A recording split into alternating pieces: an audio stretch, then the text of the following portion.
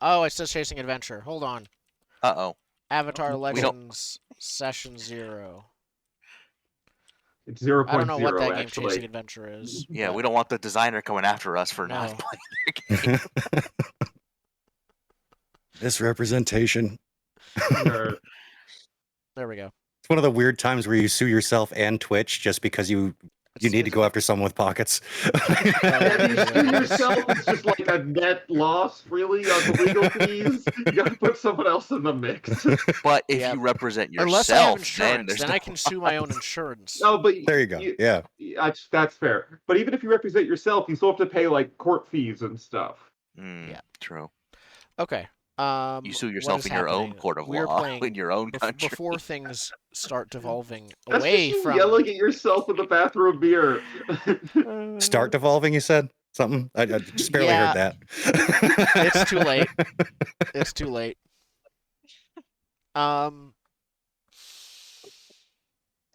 Okay, Avatar Legends exists. It is a role-playing game about the avatar that is not blue people, but is in fact people who wear blue clothes. At least at start. Yes, about a quarter of the population has an entirely blue wardrobe. Yep, and they are guarding this element known as unobtainium. No, that's No, wrong. they're the fish. No, wait, back it up. Now, unobtainium is not That's a what the fish is. trademarkable term. Spirit fish or unobtainium. Like that is just a term that is used. It is not made by James Cameron in any way. It is a free to use term. It just means like a MacGuffin. Perfect. It is a MacGuffin element. So we call it MacGuffium. I mean, to be fair, that was basically what they said in the movie. Was like, yeah, we just want this metal that's because it's neat metal. It's an excuse to have Pocahontas. They basically just said we have MacGuffin metal, like you said, and then it's basically never mentioned again. If I remember right. Not even once. Well, maybe we'll get something in the next 2 movies that'll explain why they need. Oh yeah. Oh great. Unobtainium actually gives people psychic powers and is how you join to your like avatar blue person body. It turns out it's the spice of the avatar world. Suddenly it became Dune. I don't know. They managed to crank it out deserts. before. Well, not yet. They haven't found out that it's the spice. You need your forest worms. This is the beginning levels. No. I had to look up when did Avatar first come out to realize like how far I could push my age and joke. I was 12 when that movie came out. Oh, that's not as old as I thought. Like the movie is 2009. Okay, that's not bad. I still haven't seen it, so there is only You've seen the Smurf. You've seen Dances with Wolves. You're good. It is actually very pretty. It's also getting re-released soon. I wonder why. So I wonder why. It is a movie that is years. honestly only worth seeing in theaters because it's extremely pretty. Yeah, they should release the tech it as was good. The tech is good now. The tech was good, but they should throw it all out and re-release it as like a puppet movie or something. Just Muppets throw Take everyone... Pandora. Yeah, Muppets make it like a Pixar style, like cartoony 3D movie. Muppets fit every movie. Actually, I would watch Muppets do anything. Okay, I'm just saying. It's funny that Disney hasn't caught on to that yet. Like, why don't we have? I would give them so much money just to watch Muppets do like kill. Who would be the one human character though in the Muppets Avatar movie? Would Sigourney it be like Weaver? one of the Avatars? It's just Sigourney Weaver's the only reprising her role. So anyway, because she's bankable and cheap. So anyway. We're doing Avatar. We're doing Avatar, is what we've decided on next. We were considering having other games in between, and then we decided we're good for Avatar. So let's just do that. Yeah. Let's talk about Avatar. We're probably going to talk we're probably not going to be long. playing Avatar, but we're going to be talking about what kind of Avatar we want to Avatar. So this is not the Blue People Avatar. This is the shooting really, really dangerous elements that somehow never hurt anyone Avatar. Yeah, that has never had a movie. You know, I was just about to say that such an amazing property never having a theatrical release. I know. It's incredible. It's just there's so much potential. Mm-hmm. I don't think so. I think it reached its Luckily, peak Netflix with the animated show. Netflix is luckily making the first ever live action Avatar portrayal. Which still might not. Netflix Anyway. has a shaky history of live action remakes. Netflix has an inconsistent and history. Cowboy Bebop. Yeah, Netflix has made some great things and some not great things. Yeah. So, we'll see. So anyway, a Hollywood Report over role-playing game. The game has its own, like, very, I'd say more detailed than most. Like, here is how to do Session 0. It's very yeah, let's look at that. Let's look at that. So we're gonna hit this and bank off of it in a couple places, I think, just to make things easier. There will be tangents. Good. But first thing we have to do is choose a scope. It basically gives you two options: a broad scope extending across the whole Earth Kingdom or the entire, planet itself, or narrow. You want to be in Ba Sing Se or a specific area. I totally like the idea of a broad scope. To throw us off the world to play with it. Throwing us off immediately. We were talking about having different people run different sections. Do we want to consider, I feel like it's important to mention before we decide scope and things like that, do we want to have one continuous story with the same characters, or do we want different pieces of the story that have a surrounding theme or something that may or may not have the same characters? I like the same story with different chapters. I also like the idea, and it's a lot easier to do, is having the scope grow larger over time rather than shrink if we have a changing scope. The only downside to that, is whoever comes last has the finale, right? Yes. So we would have to figure out who wants the responsibility of of breaking the apex. I counter offer. What if we say our scope is broad, but I know there's another part in here of like rotating GMs just to bring the viewers in. Yeah. We will be rotating GMs because we all kind of want to play this game. Yeah, so we have our scope broad, so we can be anywhere in the world, but we have each GM have a focus, right? Because focus is the next section, right? Yeah. So it could be like if I GM, let's say, to defeat General Zhao or whatever, right? Mm-hmm. And someone else could be like, oh, to rescue the Ice Princess or whatever. Rescue her from the moon. She's been kidnapped and brought from to the moon. Yeah. So those we've been talking about this in Discord for a while now.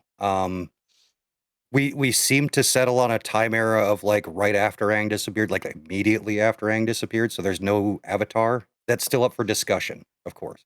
I like Avatar. I like not immediately, but like within 5 to 15 years into the war, like early on. None of the nations were, except for the air nomads, were really wrecked so far by the Fire Nation. Even the air nomads could still have survivors at this time, and there could be the rare airbender still being hunted.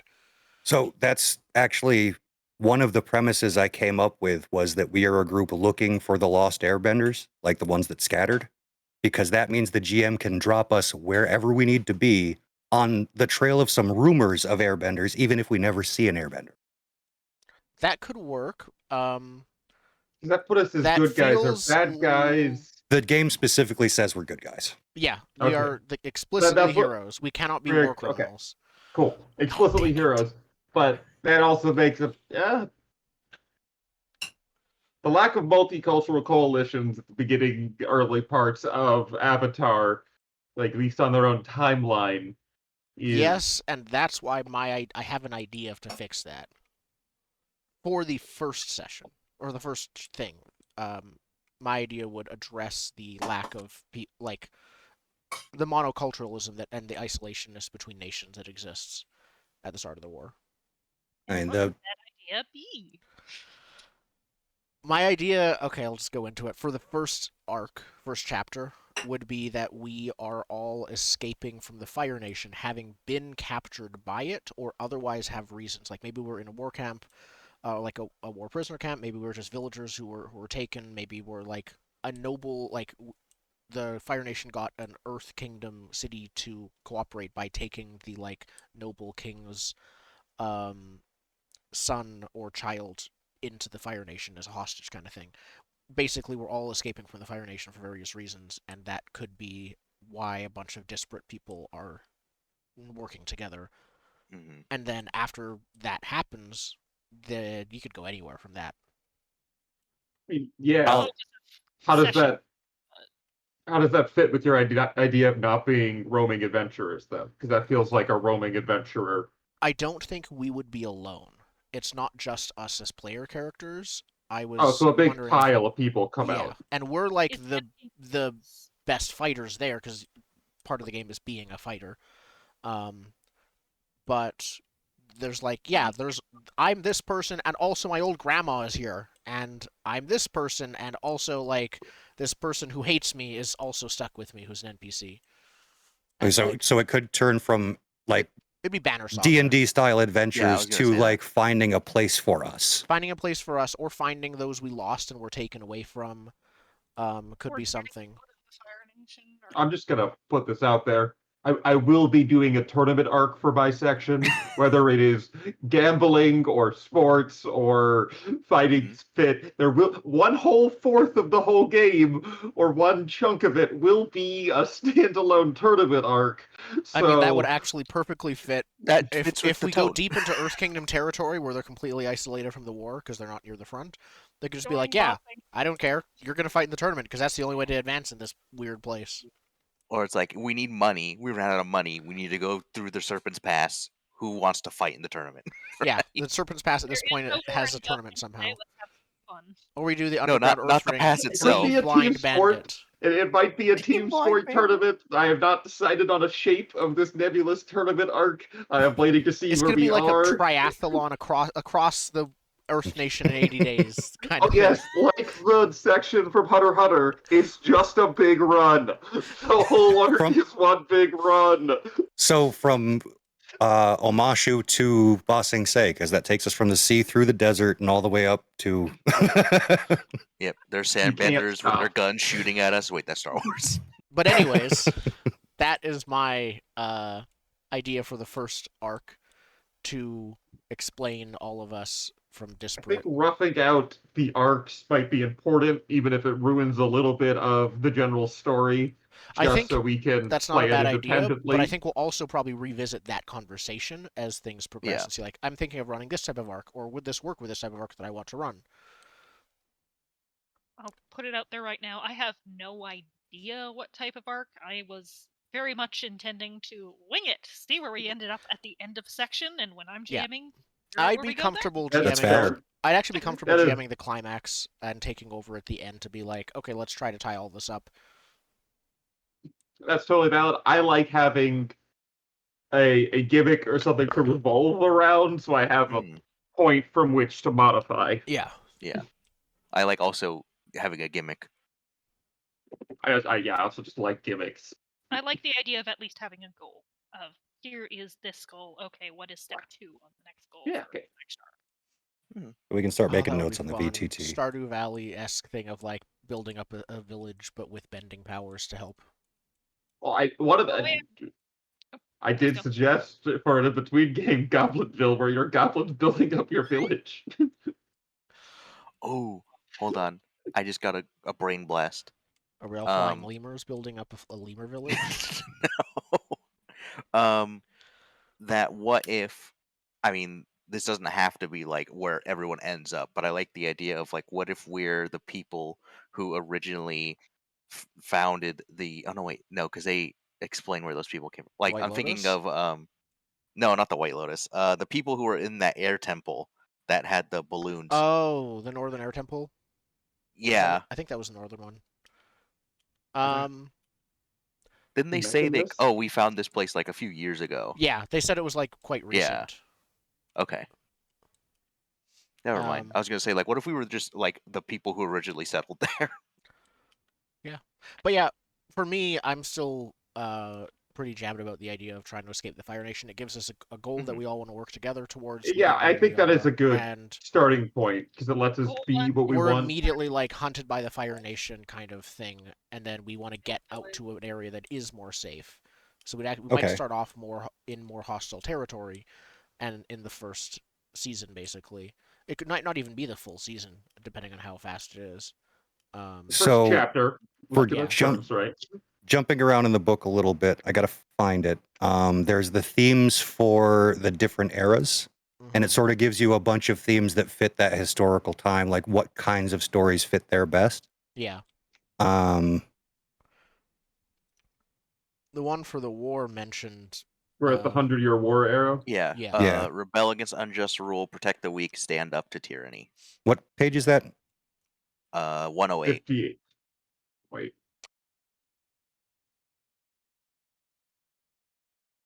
I'm reading it through the Dropbox, so.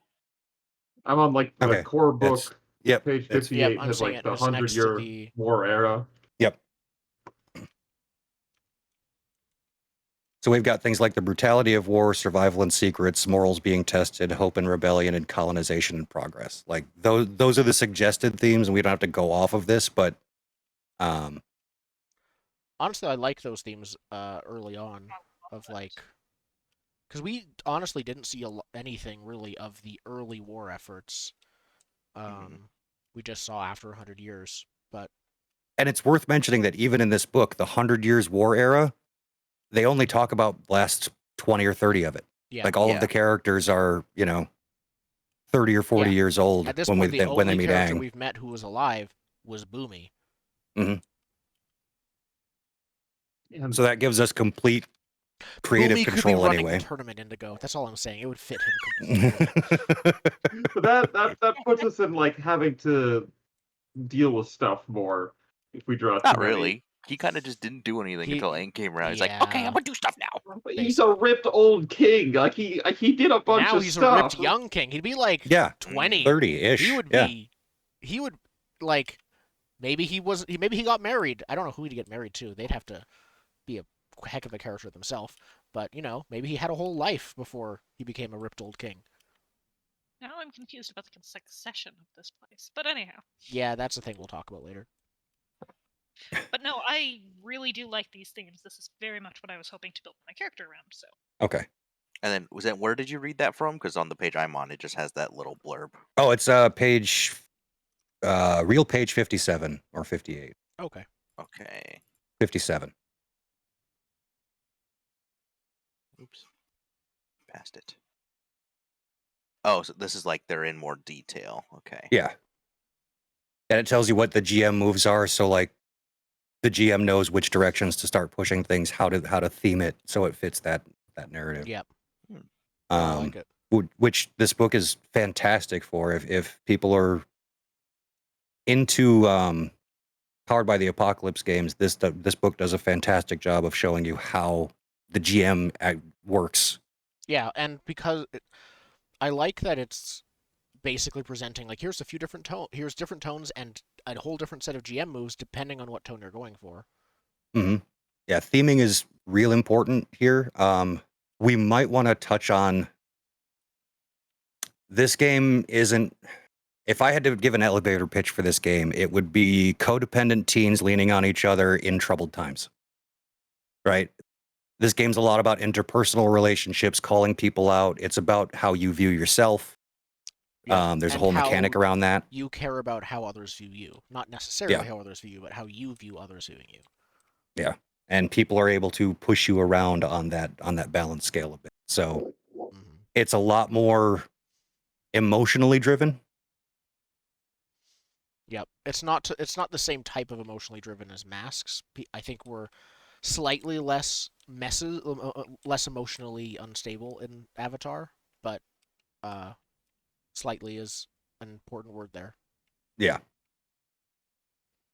So back to the original questions that spawned all this. It seems like we're going for a wide scope, so we can be wherever we need to be. Is that table accurate?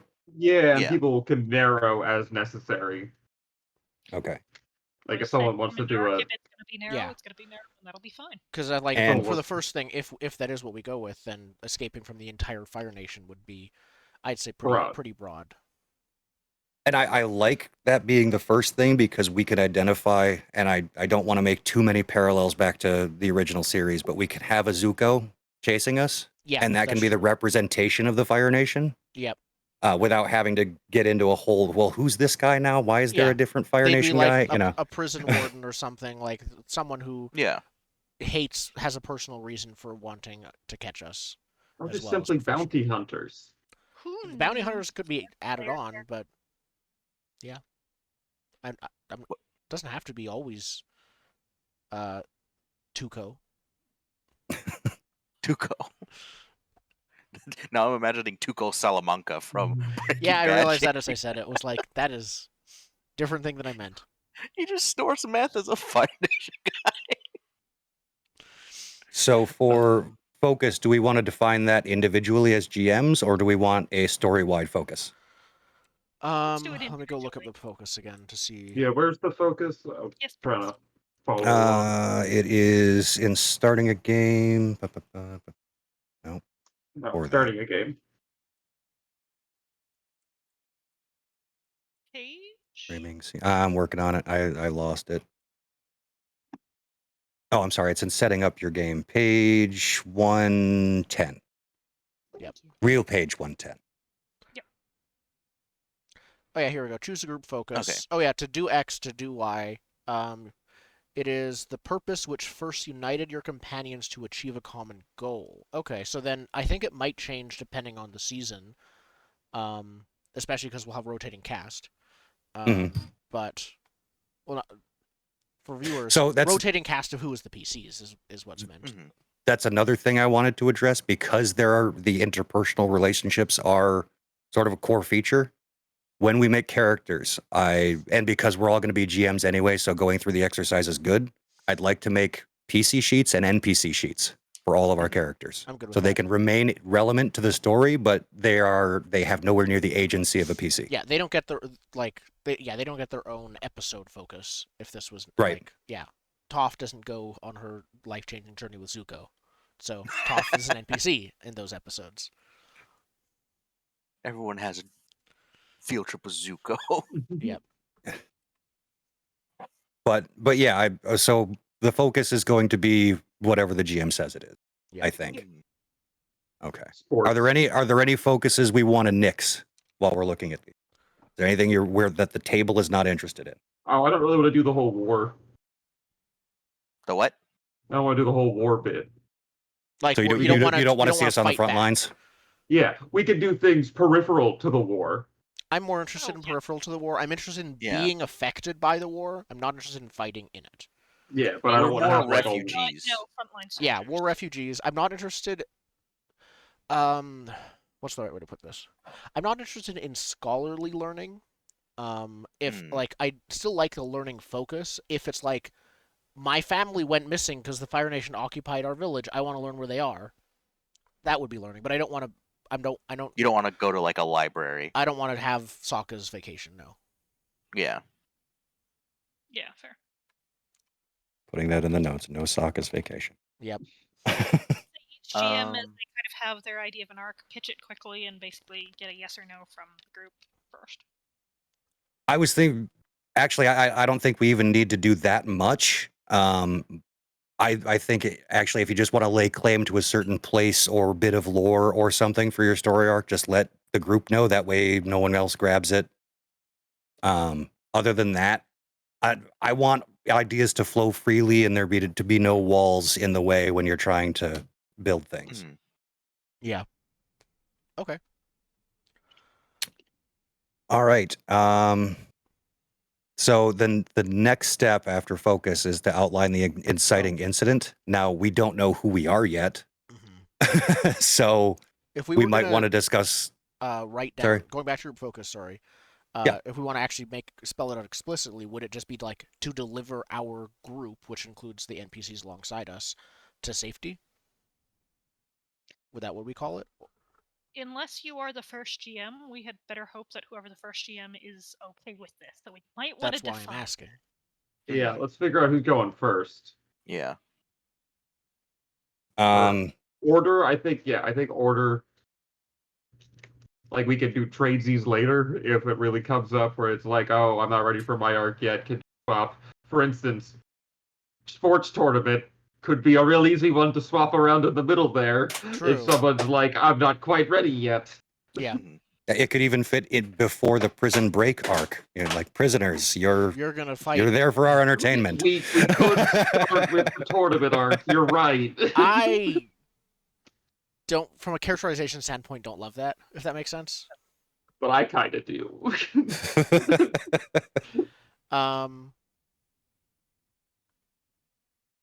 And I am sorry. Just in Roll20, there's a world building map. I'm making small notes if you guys want to jot stuff up down. Too. I would be good to GM the first arc. I wrongly assumed that Zen would be starting off. I think. I mean, I totally can. I'm up for it. I don't know if I have the most. I mean, I've read the rules a bunch. I can say that. It's more than me. I only started reading them like 2 days ago. Okay, so yeah, I probably have the most familiarity with the rules. I don't care. I'll go first. I'll go last. Doesn't matter. I'm aiming for the middle. I'm aiming for the middle. And Jordan isn't here right now, so. Jordan goes first. Jordan abstains. Yep, he's going first. No, I mean I'll take first run. Why not? I think a good intro. I think is good. I think you'll do a strong introduction, and that is something the rest of us can build on. Springboard off of, yeah. Yeah, that's a good foundation. And also, if you want to be real lazy, you can not worry about introducing your own character until the end of the first arc. Really they pop out of the ground, or you just find them in the place that is safety, having achieved your goal. Or heroic entrance. Yeah, that would be one thing. Yeah, you just full on GMPC it, and this random side character appears and beats up the other NPC that was. That's something we have to address if we're going to have the NPCs always be available. So I thought about it a little bit. I was like, okay, well, you could not do a GMPC, which is the standard rule for every game, or we could do Pendragon, where each GM writes the arc for their own PC. Pardon? What do you mean? Meaning that like your PC becomes like the quote unquote protagonist of that arc. They don't have all the agency. It's the people backing them up that help them win. Okay, so they become the important NPC of that arc. Right. I was thinking that the easiest way I was imagining of doing it would be just, and you're taken out of action. You are too invalid, sick, or whatever to do this. Your friends can back you up. It could be that. It could be. I mean, it's up to the GM how they want to treat their own player character. But you could do that. You could do like they have too many obligations. They have to like go help on the farm now that we found a farm, or they travel the world looking for vengeance for their dead family until they just get over themselves and come back realizing that. So yeah, if we're gonna do it that way, we need to make a mental note that the current GM needs to allow for an exit point for the next GM. Yeah, so we'll have to coordinate that a little bit. Yeah. Okay.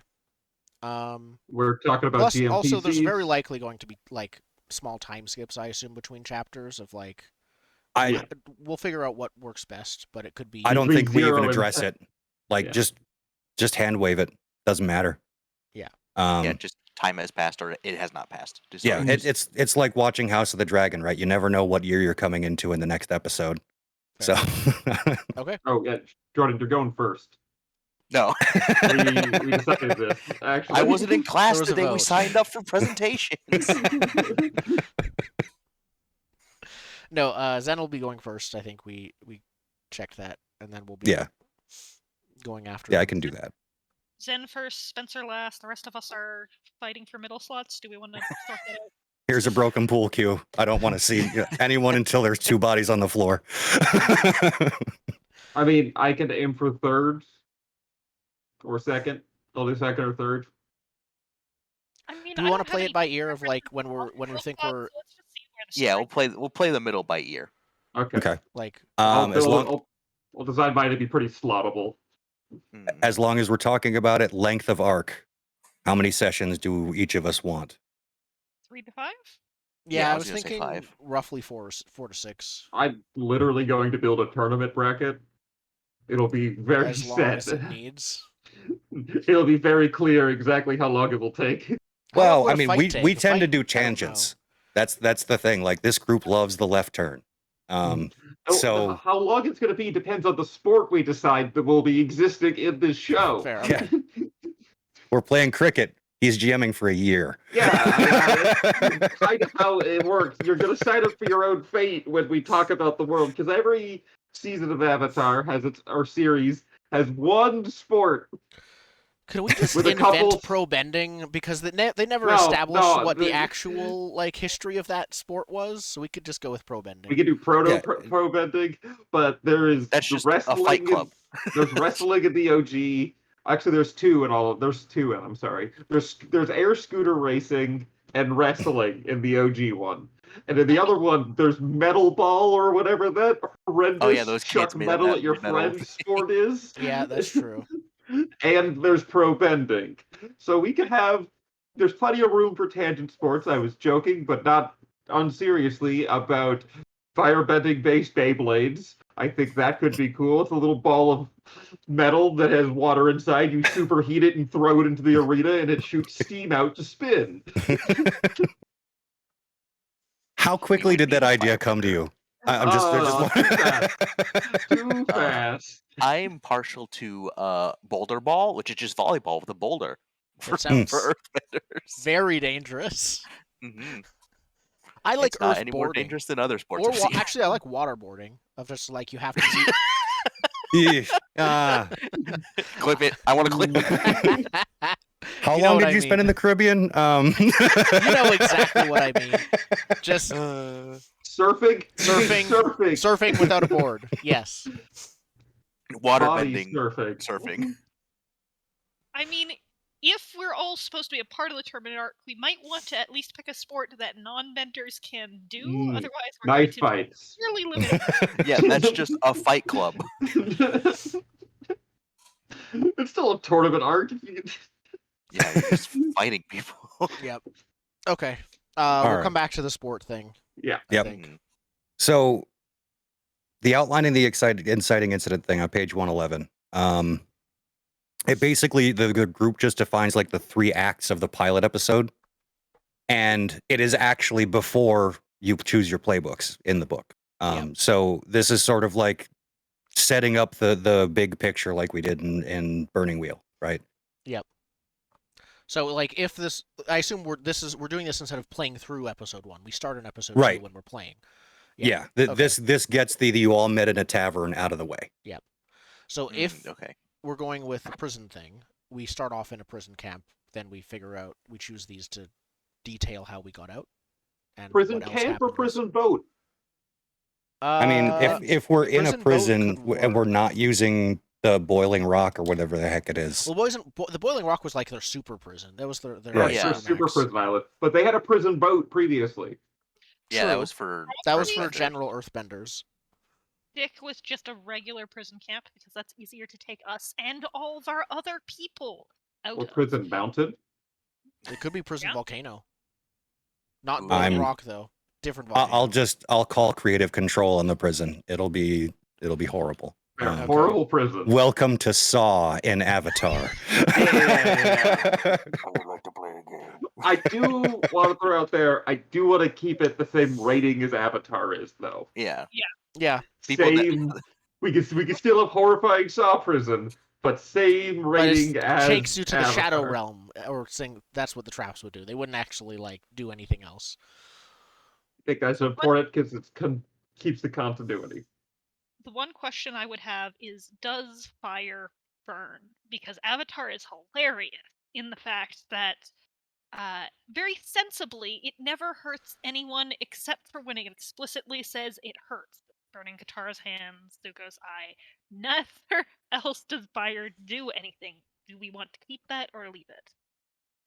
I think that's if someone wants to be a firebender, they'll be like, my fire will hurt them, or my fire drives them away, I think the way the combat moves work lets the person controlling the action dictate those kind of things. For me, it's not so much a worry of firebender, it's a matter of how dangerous are our opponents. What for do a we rating. So, for the mechanics of things, a lot of things will just take you out for the scene.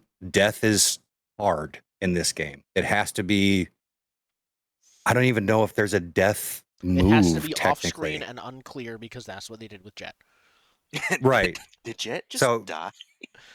So there's your character being removed through physical violence is not as much of a threat as your character being removed because they decided they had to leave. Yeah, it's very it's Okay. yeah, very on genre. Like fired, you're not gonna have someone with like serious hospital burns ever. Even Zuko, it seemed like he just needed a bandage and was fine based on how they presented it, which was very. I guess what weird. I'm asking more is, which it doesn't make sense as I'm not looking into a firebender. Is there room for angst on, Is fire my hurts fire gonna people. hurt someone? Fire is only bad. Zhao. No, it wasn't Zhao. What was his? It was like Zhang Zhang. Aang's first fire. Yeah, Zhang Zhang. Yeah. No, that's absolutely a thing. There. But I think it'll be more people talking about it than showing it based on Yeah. the genre. And Okay. I mean, you can always call it out. Obviously, this group doesn't have a problem with anything except for like explicitly gory ultra hyper violence.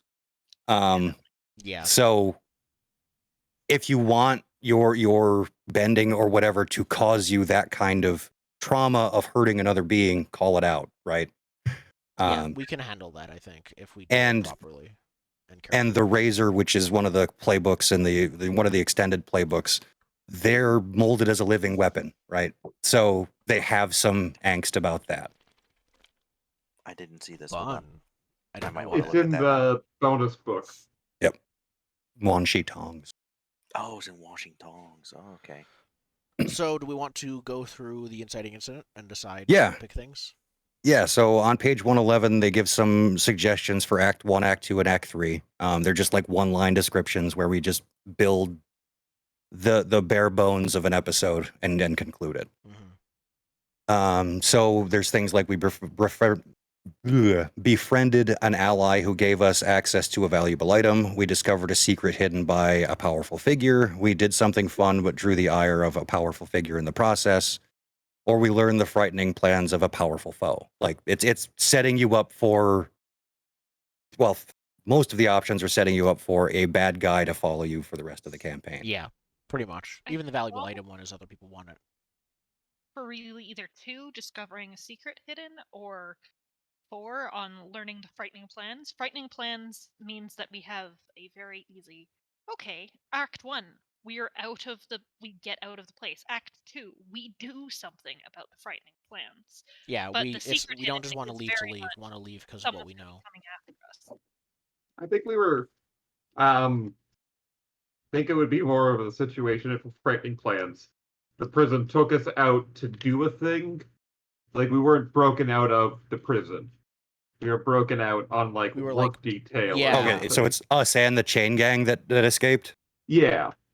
I like that. And that means that the thing we're trying to discover, like the secret or whatever, is the thing we were working on, like the thing they took prisoners to do.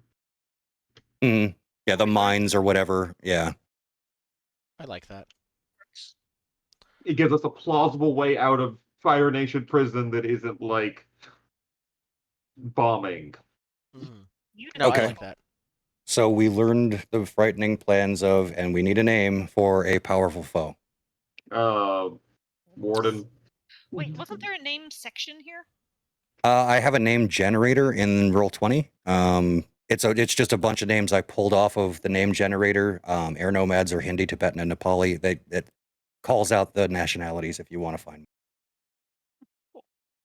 I want to see like a Fire Nation scientist kind of be a bad guy because we haven't seen any of those, but they have a lot of tech.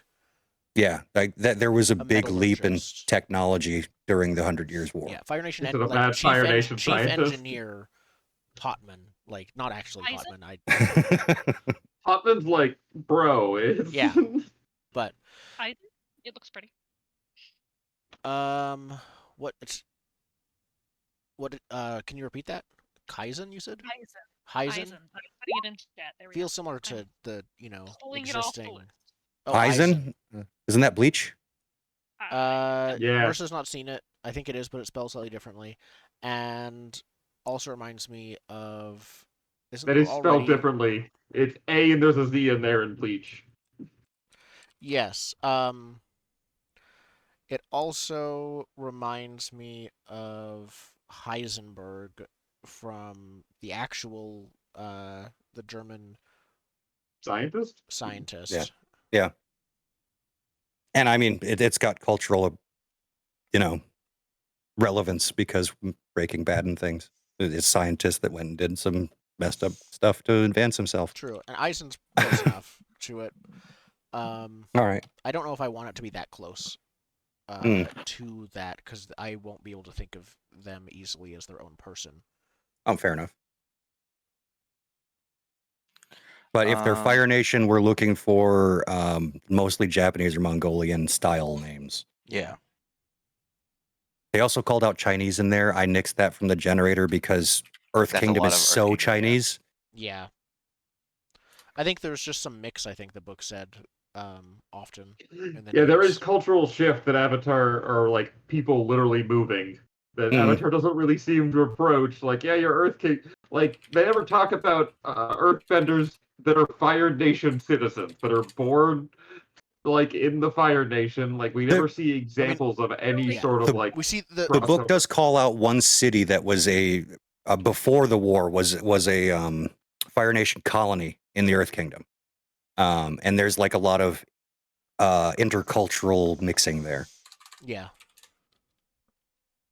There's just wait. for a show so much about culture, there's so limited mixing. That's true. I think this war was the biggest mixer in history so far, basically. Which seems weird. Yeah, until Republic City when everyone gravitated to one and they're spot. still mad about it then.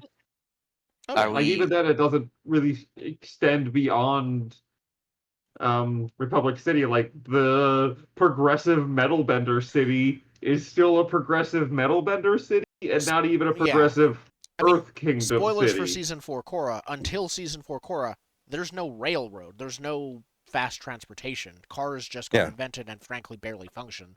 They function but ships were there the whole time. Ships were there the whole time. That's true. But you would figure that the Fire Nation and the Earth Nation would get together purely for smelting purposes, right? Yeah. Like, fair. I put in, if we're still looking for a name for the warden, I put in Hanto. I just looked up Japanese word for hunt. Hanto Hattori. Engineer. Are we going? What do we want to title him if he was like an engineer? Jordan, were you here for that? Kind of, but not really. Okay. So is he like a scientist guy? Yeah, because I think there's a lot of technology within the Fire Nation, but we don't see an actual like leader within that part of them. Yeah. So I like the idea of like some super weapon or equivalent thereof technological edge that the Fire Nation has that we haven't seen. I don't know when. Does it say when they invented their like tanks, basically? Because they're really simple on the inside, aren't they? Oh, right, those tanks. I think there's a section on like on the eras themselves that might have something about that, but it would take a lot of scanning to find. Yeah. That's specific. But I do like the idea of like if we witnessed early tanks. But even we see early Fire Nation ships too. It's a totally steel-hulled gear, like with gears and coal powered ship. Even for like the one that originally invaded at the beginning of the war in the Southern Water Tribe. So they have decent technology at the start of this era too. True.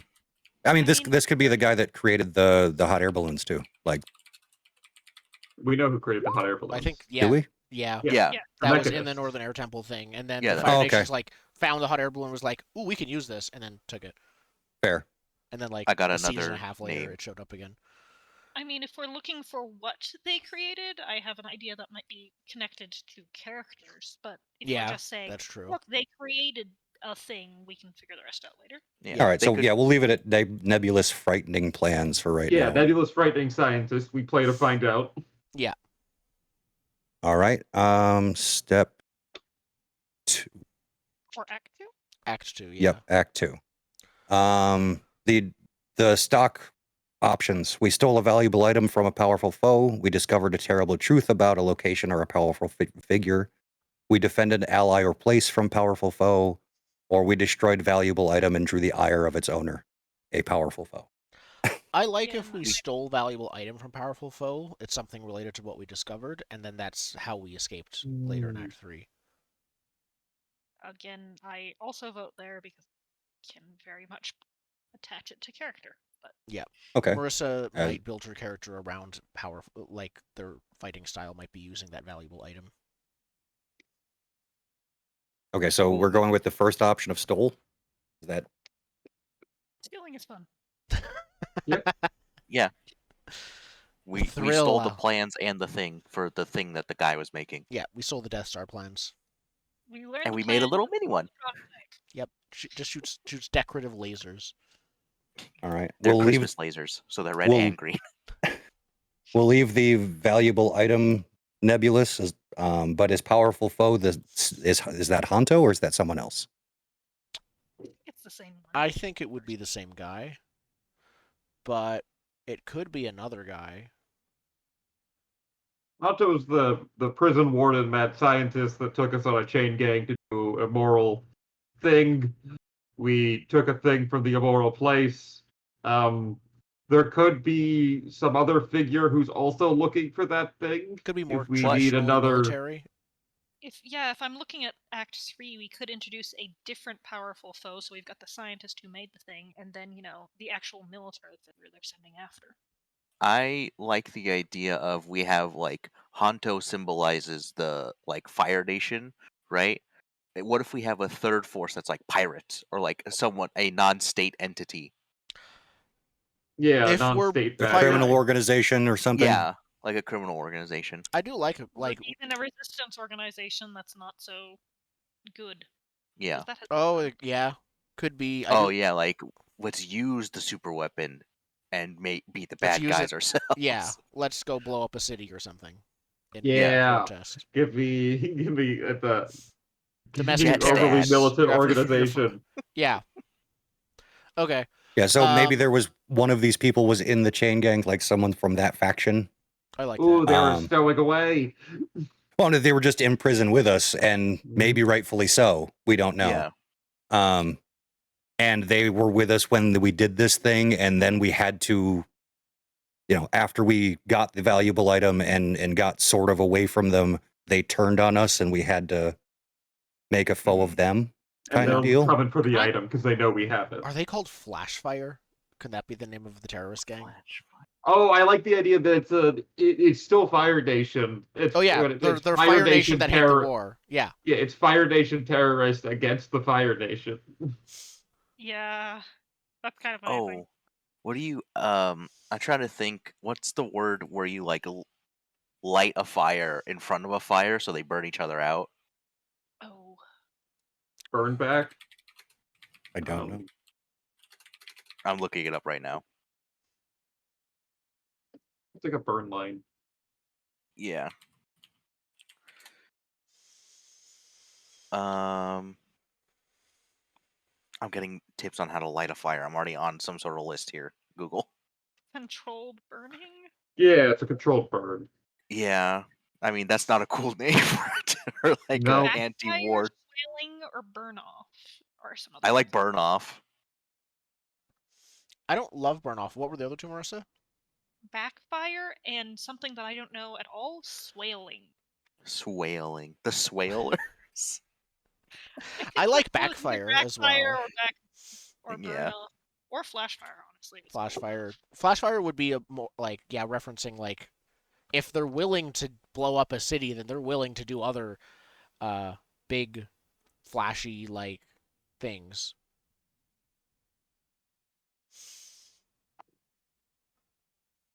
Okay. So I've written it out as we were betrayed by temporary ally over the valuable item, and they became our enemy. I like that. Yeah. Yeah. So yeah, they. So did we lose Act 3 or 2 or? That was Act 2. That's Act 3. So what I've got is we learned the frightening plans of Hanto. We stole a valuable item from Hanto, and then we were betrayed by the temporary ally over the valuable item, and they became our. I like that. And that's the pilot. Yeah, and they helped us escape, and then they were like, "Yeah, come join us and kill the city," and we're like, "No." So that's the bad you realize you have a skull emblem. Yeah. Are we the baddies? No, we're Okay, the so good that's- guys. So we've got the basic framework of how that all happened. I think once we start molding characters and figure out how that all works, we can decide some of these specifics in this story. Yeah. Yep. So yeah, the next section is choosing playbooks. Perfect. Anyone want to? There's so many. Yeah, there are 10 stock, and then another, I want to say 4 or 5 in I think it's Wanshi 4. Tongs. It's 4 and it's- there's 14 to pick from, and about half of them work great for a sports star. So I am open to suggestions. Fair enough. Does anybody have strong feelings off the bat? I like either. I gotta get to the playbooks again. I like either the one that it's like you protect someone just because I want to be an earthbender. Yeah. What page is that on? I mean, the Dropbox is so hard to like. There's get the right Guardian is I think the one you're looking for, and that is on page 175. Okay, thank you. Yeah, there's the Guardian. There's also the Adabit kind of sort of fits that too.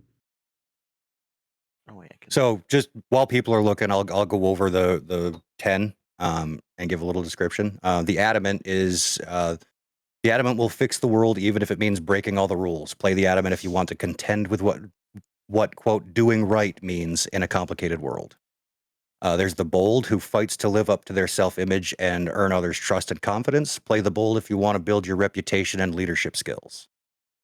The Guardian defends someone close to them, steadfast and watchful. Play the Guardian if you want to be the first to see danger coming and the last line of defense. The Hammer is strong, tough, and looking for a deserving face to punch. Play the Hammer if you want to grapple with what force can and can't solve. The Icon comes from an ancient tradition and inherits some serious standards to live up to. Play the Icon if you want to be torn between your heart and your duty. The Idealist has a past full of suffering and tragedy that strengthened their beliefs. Play the Idealist if you want to awaken the hope in everyone around you. The Pillar is an experienced team member, leader of a famous group of warriors. Play the Pillar if you want to be a savvy tactician who binds the team together. The Prodigy not only excels at their training, but has taken it even beyond their master's teachings. Play the Prodigy if you want to stretch the limits of your training and abilities. The Rogue is a rule breaker, a joker, a delinquent, a figure on the fringes who snipes at the people in charge. Play the Rogue if you like the idea of being a troublemaker. And the Successor comes from a powerful tarnished lineage. Play the Successor if you want to struggle against your lineage as it threatens to draw you in. Those are the 10 stock. Yep. I have one character that would work as Guardian or Successor. I have one character that would work as Hammer or Rogue. I thought I was leaning towards Idealist, but the description just given was different than I understood, so I'm now leaning a little bit more towards Adamant. Okay. I was looking at Wanshi Tong's playbooks. I kind of like the Elder because they play by completely different rules. Their conditions are different. They start with more mastered techniques, but they can only get an advancement once. So as the Elder, you have to make a PC your protege, and when the PC when you do that, you name one of their balance sides, and when the PC shifts their balance toward the one you named, that's the only time you can get an advancement. Oh wow. Oh. I think that would work as well because you wouldn't be introducing the mechanics for that until season 2. Right. I'm kind of now looking at watching words. I haven't. The bonus book. I as much as I said I'm open to suggestions, I think that Destined. Mhm. I'm destined to be the greatest sport baller in the world. You know, I'm that's the destined one to make use of that football. type of playbook that I agree with, because it doesn't make you the damn main character of every single episode. That's fair. Yeah. Your destiny is completely irrelevant to a lot of the situations. Yeah, no, it doesn't matter to the world at all. just you're just trying to find your sports anime within the war-torn civilization we're in. You're just Yeah. I'm not trying to find it. I am. We can solve this war with baseball. Yeah, I am basically living in a sports anime adjacent to the 100-Year War. That's great. I think it has to be a non-bending sport to justify international appeal. Yeah. Mm-hmm. It would probably not involve. Yeah. In which case, we'd make up or find a sport. I like the idea of it being a martial arts related sport, but it could just be like. Could just be sword fighting. Nah, Like that's too convenient. fan fighting. Fan fighting. I'm landing on idealist. How do we work laser tag into There's the no cannon? lasers. Squirt guns. Squirt guns. Pro paintballing. Pro paint. You should make paintballing. Do we spring load it? Okay. Well, let's not detail the sport yet. Again. Yeah. But I'm feeling the destined is the main point. Okay. I'm definitely feeling the idealist. Yeah, I like Guardian because I like to choose someone, and then I have to like babysit you, and then that lets you be as silly as you want, and then I gotta be like, oh my god, this crazy kid. Okay. So we're gonna have an elder, even if we'll start with an NPC, we'll have an elder, a guardian who's like just making sure people don't die. The idealist wants to do what's right. The destined, who is gonna be the sports star. I think I'll go with successor. I'll be our resident angst then. Okay. Why can't I be as good as Grandma? Yeah. Where is your scar that is metaphorical and physical? That your It's in person you're here. succeeding also has. Dude, my scar says dude. Okay, so now there's a technical issue. The sheets in Roll20 are for the quick start rules.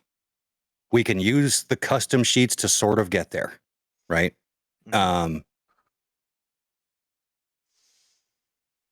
As someone that's read through the book a bunch and spent a little time thinking about it, I don't think it matters how you track your character, as long as the GM can see what moves you have access to. Because some of them are very specific, and we would want to be able to create opportunities to use those moves. Okay. So if you have a form fillable PDF, just make sure it's shareable somewhere, however you want to do it, as long as there's access. Okay. One easy thing to do, and I just learned of this witchcraft. If you go into a playbook and don't do this unless this is the playbook you're using, because I haven't figured out how to get rid of it once you do it. But on the button you use to roll your stat, if you grab and hold that button, like left click and hold it and move it down to the bottom of the sheet, it will add a macro to the quick bar. Oh, cool. Oh. Repeat one more time. So there's little D20 buttons next to the stats.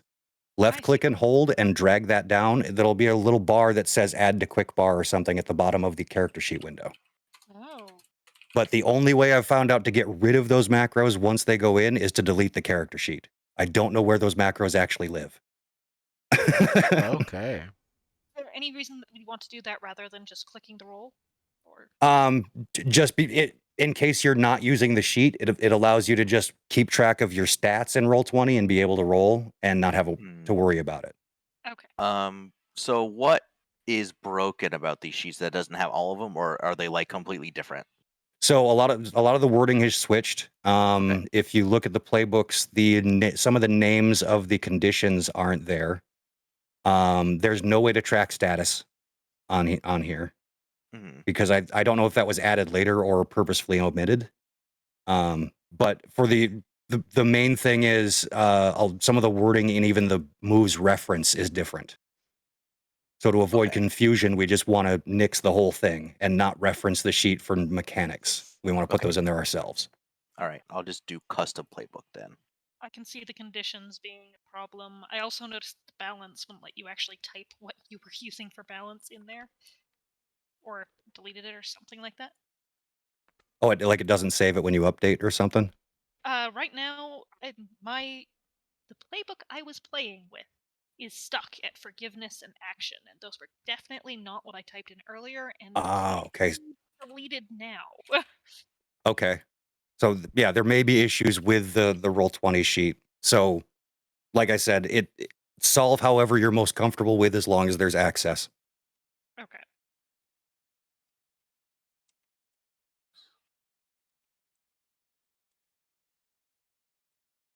Are we in depth making characters right now? Yes, no.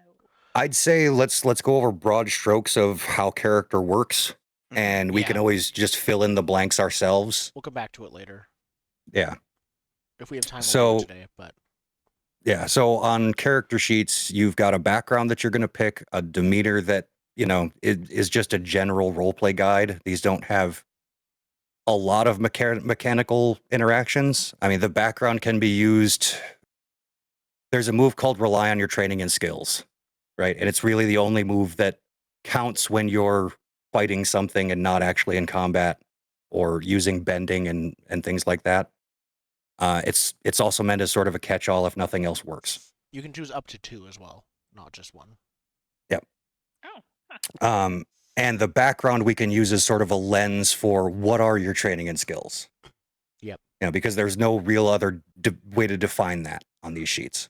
And where's background in the book? That would be. That's it's page listed on the 118 pages real, of the... 119 PDF.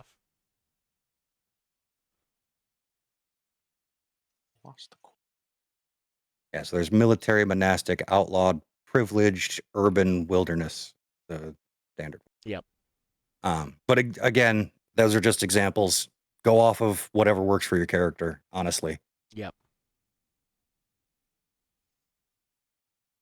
Like usual, I came up with one sentence to describe my character, and now I'm struggling to shove a person around that space.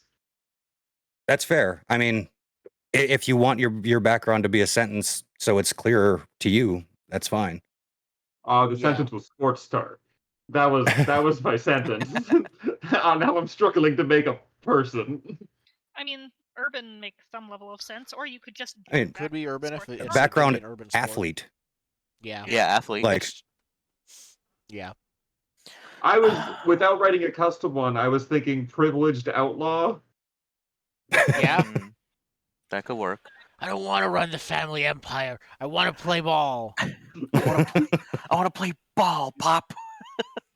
Well, it's less about being a criminal and more about just like doing the tournament circuit instead of like worrying about borders or rent. Yeah. There's a traveling like ballsman. Yeah, I just go to tournaments. Like that's my whole profession is like bouncing from tournament to tournament. For mine, I know for sure I want military, but because I like the idea of like my character's an earthbender who carries like these like some sort of mineral to do like awesome like a mineral stuff. Crystal bender kind of thing. Yeah, like a crystal bending sort of thing. I don't know if I should do like wilderness or if I should create one that's like collector, because he probably would have like a couple minerals on him. I mean, that could be something that you figured out in episode 1, right? You were just a normal earthbender, but like in the mines where we were mining the crystals, you were like, wait a minute. Another option. These are earth. We have yet to see any earth monks that I know of, so you could like invent a crystal like earthbending monk order. Crystal cult. It actually does call out that type of bending in the book. Earthbenders can like actually magnetize and pull out certain minerals and things out of the ground. And there is a real life cult that believes the inside of the earth is like a weird crystal dimension. Yeah. That you can enter through some specific mountain. I don't want to go that far. Crystal cultist there's a spirit portal in the center of the planet. Let's go with that. No. But there is actually spirit portals. They're not wrong in Avatar. It's just the portal your cult found is to the crystal parts. I'm gonna go with a combination of privileged and military. I also am going with a combination of privileged and tech university, something like that. I'm gonna make just collector because I like the Privileged and idea of this academic guy who could picks be, up like little the rocks and background. stuff. So like then he has some knowledge as well as like I can punch people. Going with the elder, I feel like the thing is I don't want to make Iroh as much as I want to make Iroh. But You going can with fight the Iroh. But going with the military outlaw, like someone who was involved in the extermination of the airbenders and was like, fuck that. Ooh. Yeah. You know, I thought we were just going Did to you go see that like old guy? Yeah. I thought we were going to go fight the Air Nation warriors that I heard they had, but then they just a bunch of civilians that we murdered. That's awful. You yeah. mentioned So Iroh, which makes me think, what's his game? I think that might be the Pie game. show. Wait, then it's just a Pie pie show. show Were you player. That's amazing. Professional Yeah. pie show. Yeah. that could be amazing. Player. Oh That could my be amazing. And, And God. it gives us a White Lotus in. Yeah, it gives us That White gives Lotus us in, a but White like Lotus none of in. us are members, and they're like, "Who's this guy?" well, the He White plays- Lotus is like the secret club. They It's like could a secret be. society, yeah. They're a Mm. secret society. I'm more interested in the underground pie show tournament with enforcers that you will be Yeah, attending. this is the other at some side. point. This is not This is pie the- show that's yeah. about a The secret cheaters society. lose fingers is kind pie of place. show. Yeah. This is what this is what the White Lotus makes sure that you're not a part of. This is why we need the White Lotus. Yeah, Yeah. like you like going into places where like turtle duck defense is outlawed here. Yeah, that's what we're doing. Okay, I love it. Professional pie show player. Pie show destined. You're destined to become the best pie Destined. show I player will in be the the world. champion. I will be the pie show champion of the world. Awesome. Oh man. So Get ready next, to carry me through combat. You just throw pie show Yeah. charge things at people. Like ninja stars. next step, once we've got backgrounds and demeanor taken care of, and I don't necessarily agree with demeanor because humans are fluid. Mhm. But it's a good role playing cue if you're ever stuck. Yeah. After that is bending or fighting style. Earth. I'm looking at tech. Tech? To clarify, I basically said, oh no, I hear there's other earthbenders around. What else can I do? Oh, they're different. And after coming up with an idea, Spencer suggested a ridiculously early prototype of Iron Man type suit. A metal Is it Iron like Man. a steam-powered one? Steam-powered Iron Man suit that no, would like, have been the think- valuable item that was stolen from the Go technology pull engineer guy. that lever somewhere over there. You're not really protected at all, and this Well- thing it's its own wagon, but Well, that totally makes sense for the Fire Nation because I mean they're not all benders, Mhm. but they need all the bodies they can get.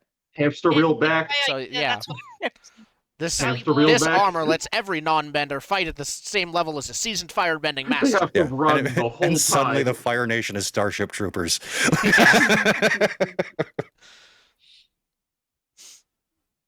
So that was my idea. If anyone is No, all right. I dig that. Sweet.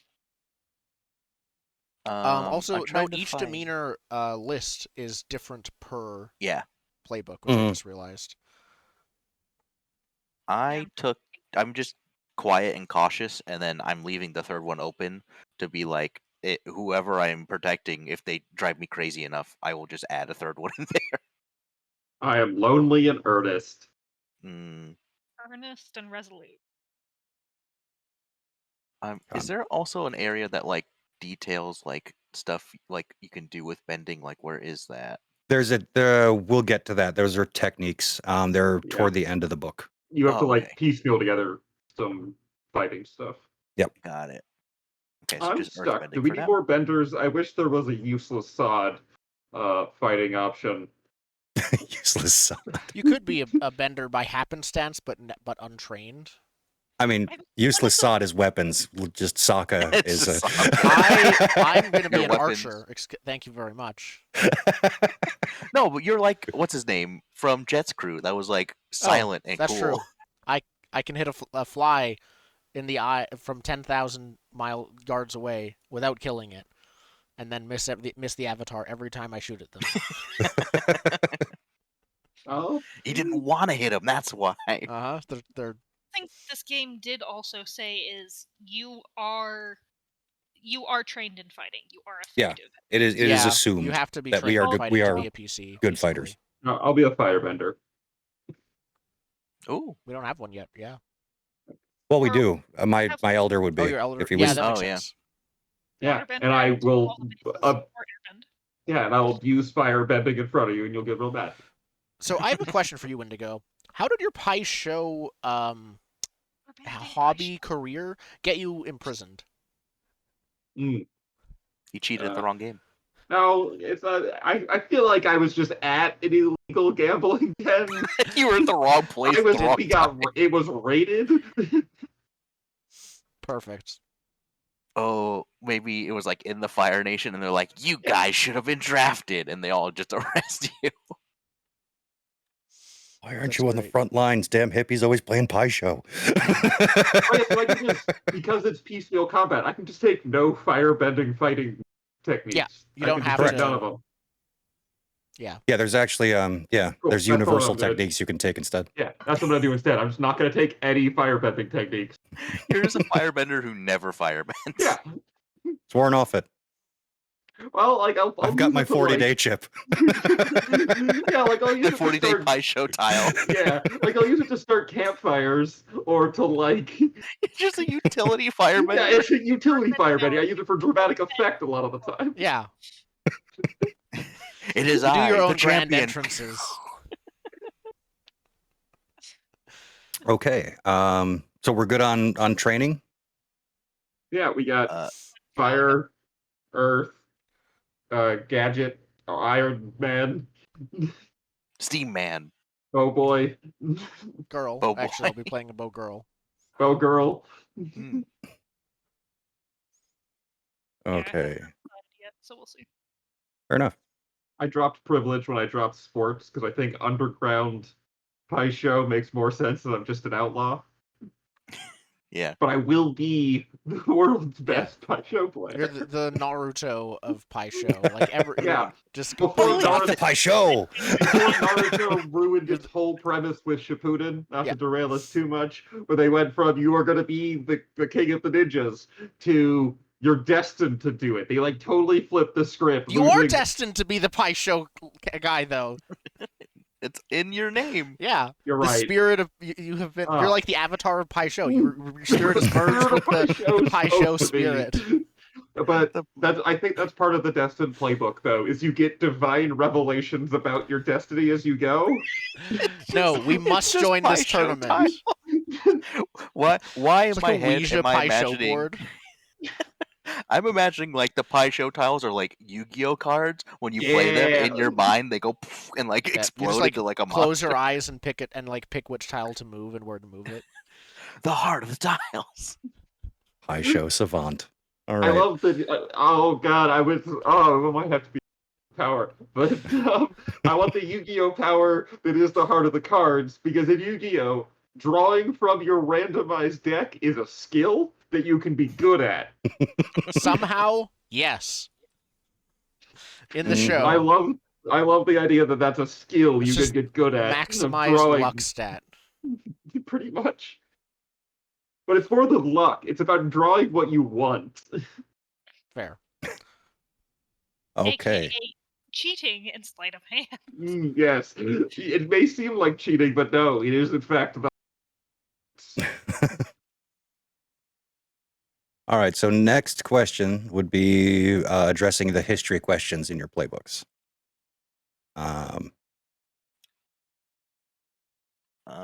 There are some ally-oriented ones in some of these. I haven't read them all.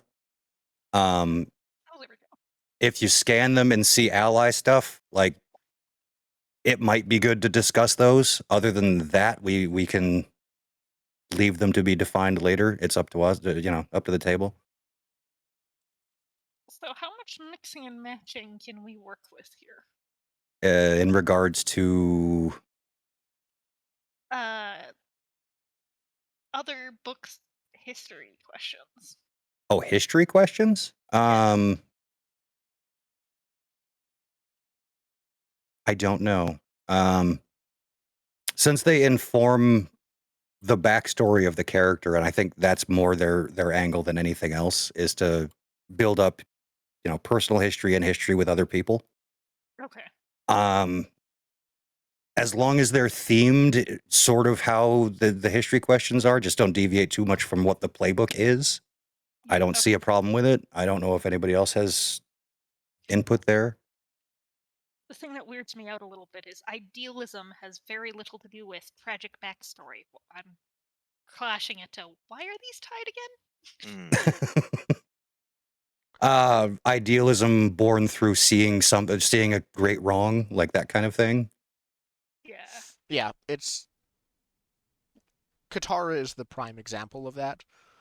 Of do you know my her mom mother was murdered in front of me. Also, I am an idealist.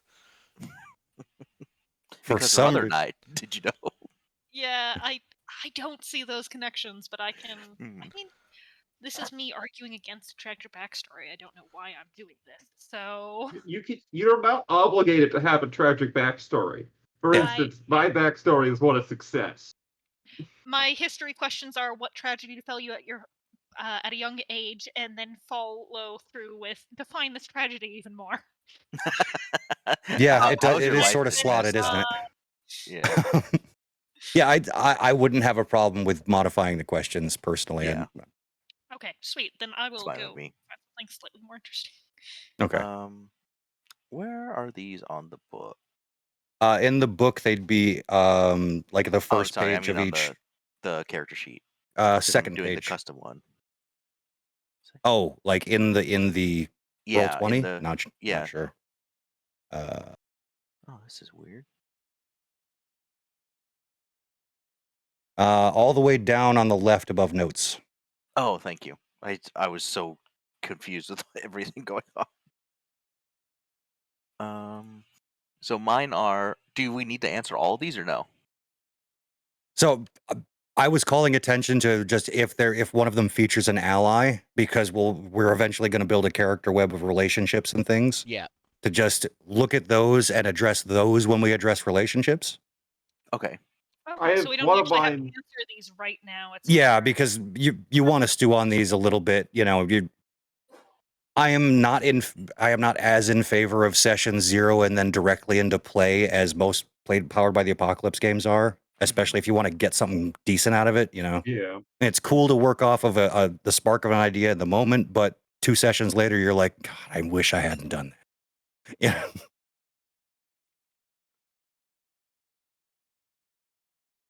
I should look up Show. What I should do, actually. I think it's just based off of Mahjong, right? It's yes, but not.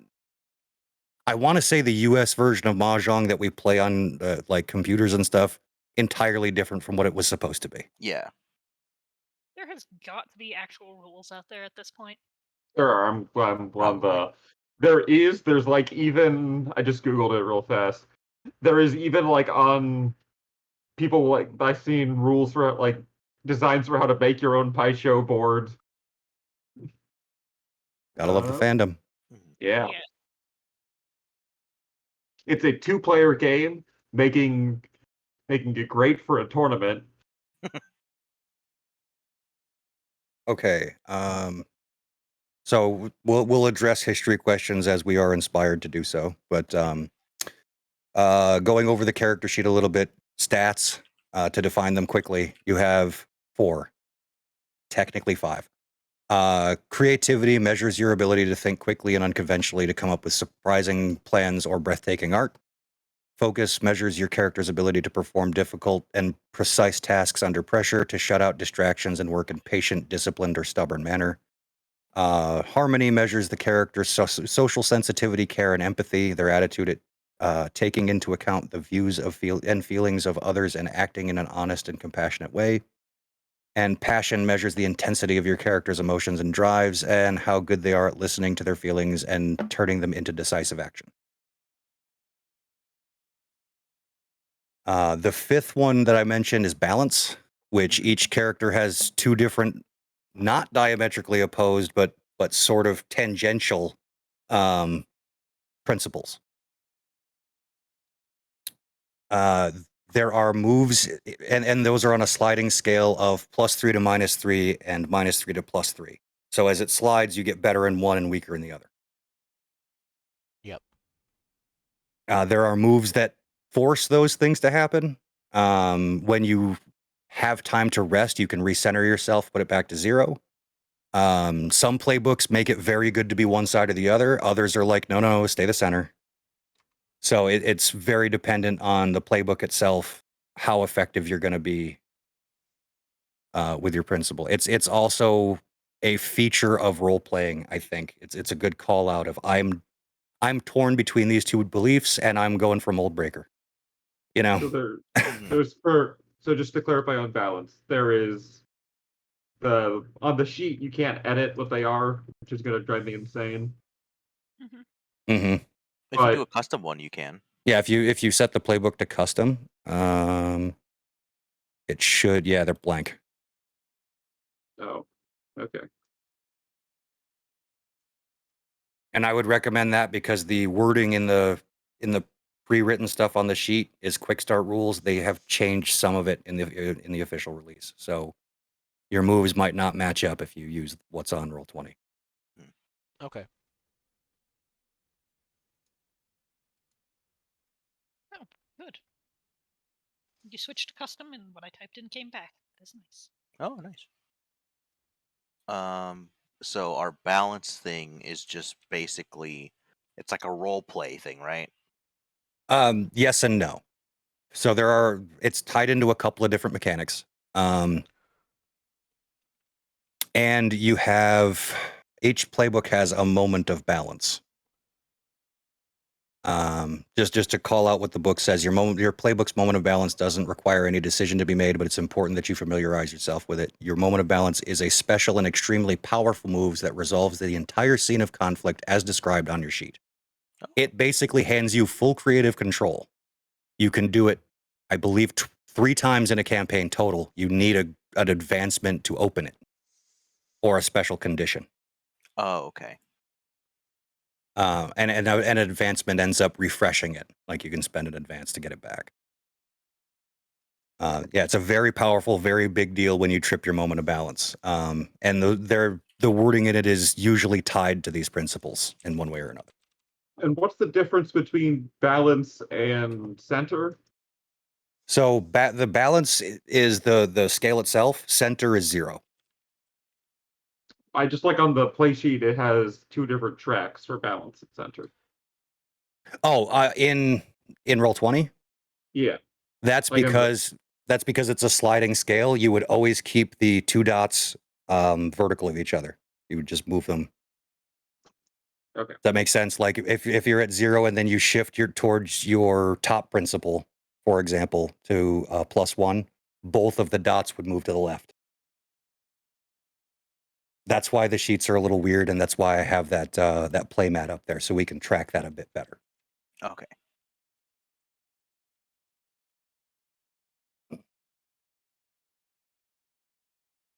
And then the playbooks each get a move. The playbooks, I believe. I think you each get 2. I think it's choose 2 moves. Yeah, on most 2. of them, there might be. Oh, mine is choose 2, and then there's like one at the bottom that looks different. Which one are you looking at again? Anticipate for the destined. Destined.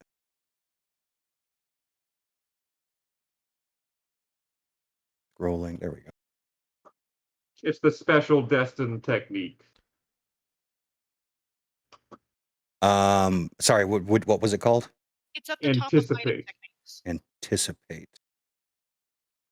Oh, that's a fighting technique. Okay, that's combat related. It's different from the moves, so I get Correct. that just as a fighting technique. Yeah, that is your one mastered fighting technique that you start with, and there's actually a rules thing that I need to clarify with the table when we get to fighting technique.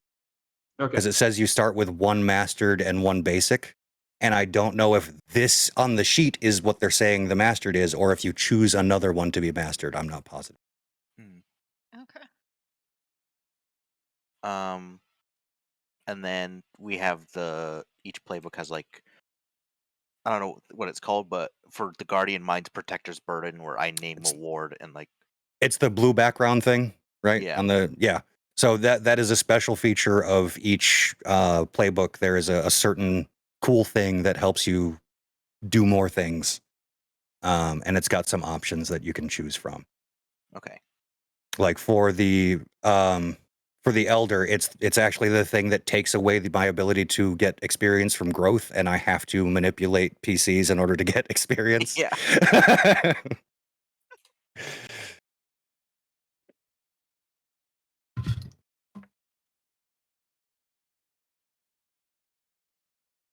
Any questions on top level stuff so far? Not really. Not yet. Yeah. My blue thing has, you can always plead with these allies. They always care what you think. You can always open up to them, yada, yada, yada. I was wondering if anyone objected if I just said all of you guys, because I have ridiculous amounts of slots there, and they come and go as it changes. Oh, so I'm reading through it right now. Okay, so you have a code and 3 ideals. When you live up to your ideals at a significant cost, someone who witnessed or hears about your sacrifice approaches you to affirm their allegiance to your group's purpose. Write their name down on the list of allies below. So it's a consequence of your actions that you gain those allies. Beautiful. That works. Good. No choices to be given on that. I think I get it. I have my stats. I put my balance stuff in. I have the moment of balance thing I wrote in the side part, and then my playbook special, and then earthbending. Should we go over the balance things to make sure they actually work? Because I think that the opposite but not polar opposite is a slightly more difficult concept. It sort of is. What are your 2? Hard to one word. Basically, I'm looking at the idea of people are inherently good, and technology is the most positive way forward. Okay, what are the ones on the sheet though? The 2 balance words. Like, forgiveness and action. Forgiveness and action. Okay. Technically for idealist, yeah. So those are the 2 things you're going to be struggling with. I won't say rubbing up against. I think is because I want to view it in a burning wheel perspective, and I don't want that to color your understanding. But that's how I look at it.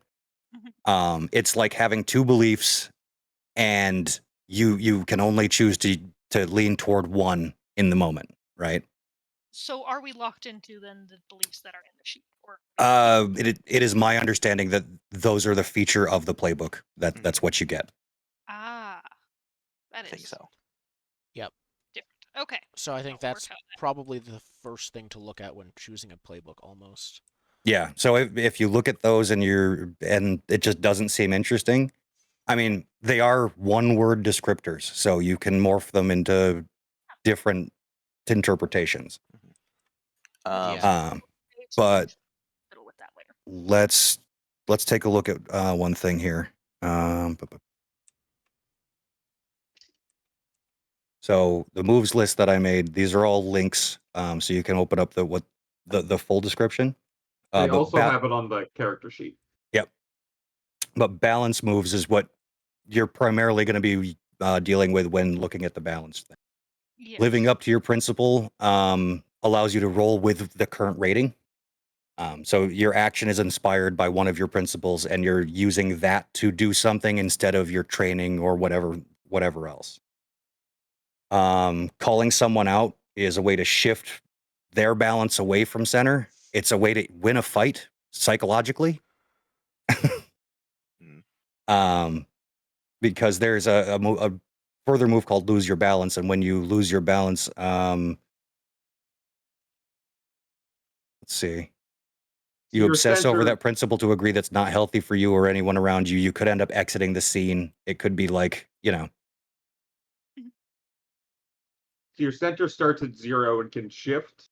Yeah. And the balance is the more dynamic portion. Yeah. So the balance moves are how you would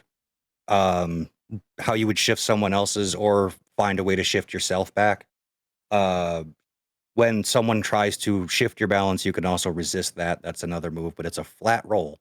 Yep, just like masks. So for like live up to your principle. It says mark 1 fatigue. Is that a condition or is that something else?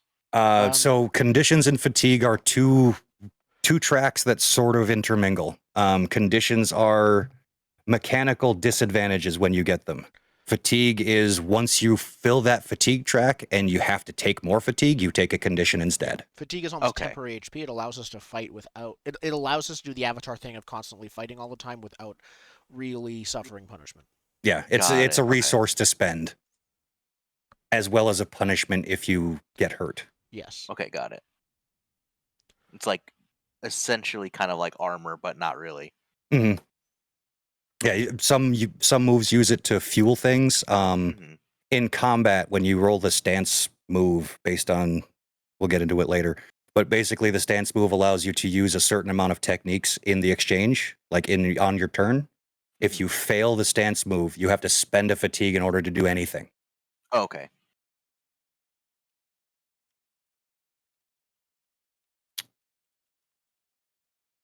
Oh, speaking of playbook stuff, my special playbook move for the Destined is like, what is it called? Can we say? But I have like a lore thing that's connected. It's marked by fate, and it's like a few sections. One is about unlocking new truths about like the signs of you achieving your destiny. There's like the intro destiny details. And the last part is like a choose box for your destiny. There's only one that fits. And it's my countenance was marked by a great spirit. I will take up its mantle. And the only spirit of note involved with Pai Sho is in fact the Radish Lotus spirit. So Radish Lotus? Yes. Okay. Radish Lotus spirit is a Radish Lotus-like spirit residing in the spirit world who is seen in the show playing Pai Sho. He's the only connected spirit, so he is my patron saint. That's amazing. I was really hoping it was it the face taker or whatever that was? Ko, the Pai Sho tile stealer. No, oh my god, it's the Radish Lotus. He literally is playing Pai Sho with Iroh. Yep, it's the giant flower that plays Pai Sho with Iroh. That is so funny. Okay. And looking at the Destined, it's basically the Doomed. Opposite. It's good. It's a good thing, but it does say when you meet your fate, your destiny arrives and you are changed utterly by it. If you survive in human form, change playbook. Survive specifically in human form. Oh, so boy. if your form changes, you can keep the playbook. You become another spirit of Pai Sho. You become the Pai Sho spirit. I could become the next Pai Sho spirit. You merge with the Radish Lotus spirit, and then you're the Pai Sho avatar. Yes. And then all your Pai Sho skills are reincarnated. Coming next fall, Pai Sho avatar. Pai Sho avatar. No, but it's like, no, I think it would be closer to like All Might, where it's just compounding Pai Sho skills. Oh no. You shove a tile through someone's face, and then they gain the power. They have to eat a Pai Sho tile. Swallow it. The underground rings have some slightly different rules. It just devolves into a fight club. That's what I'm telling you. Yep. Okay. Pai Sho boxing. Okay, so do we want to pick the moves that we start with now? I have just done so, but I'm kind of making my playbook. playbook. Yeah, if you've got ideas, I don't. Let's just say that anything happens today is not entirely set in stone, because we've got some creative back and forth time in between. Yeah. Right. Yep. But I think I have my character mostly done. Obviously I'm waiting on connections. Yeah, we're gonna skip connections because I have I made a character web that looks awful, but it will work. Okay. But yeah, if we're good up to this point, we can move on to combat techniques, see how that works. Because that's, I think, one of the last things you'll do on your sheet. Yeah, because I kind of get how to choose moves, so I could do that later. Just choose 2 of those. But I'm interested in the combat stuff. Yeah. So that's where it deviates the most from typical Powered by Powered by the the yeah. Apocalypse. Yeah. right. Yeah, it does have its own system. So each hero in Avatar Legends, the role-playing game, is a trained warrior of some kind and starts their adventure with some extra advanced techniques they can use in combat exchanges. Basically, if you're a full campaign, which we are, you start with one mastered technique and one learned technique. Now there are three types of there's going to be three types of techniques that you can employ, or three levels, I should say. Is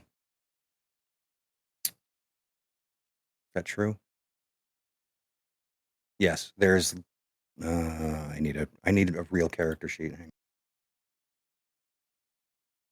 I'm forgetting what the P means, but there's learned P and mastered. I'm guessing it's proficient or something along those lines. There's three levels. Yeah, there are 3 levels. And basically that it limits what you can do based on a roll. Let me pull up my combat cheat sheet real quick. Because even I'm a little bit behind on exactly how it all works. From what I understood, you pick one category of 3 categories of techniques. Everyone picks them sort of at the same time, hidden from each other, reveals them, and then picks the actual actual specific technique within that category they want to do after everything's been revealed.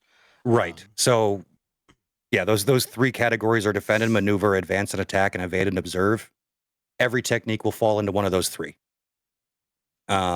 When it's your turn in combat, I made cards so we can just put down the technique or the approach that you're using. It's called an approach. And I can do those first, or the GM can do those first, and then you guys can lay them out in the open if you want. It's a system so that the GM can't change their mind and everything's open and honest. So once you reveal, you roll a move, and that is what allows you to use certain techniques. So the stance move, you declare your approach. On a 7 to 9, you can use one basic or mastered technique. On a 10 plus, there's a list of stuff you can choose from. On a miss, you can stumble, and I'm sorry, it wasn't fatigue. You shift your balance away from center to use a basic technique. Okay. Oh, so on a miss, you could shift and then still use a basic technique. Right. Got it. The disadvantage of using a learned or practiced move is that you must roll a 10 plus on the stance move. So, unless you're only using a basic or a mastered technique, those other ones are only an option if you roll a 10 plus. Okay.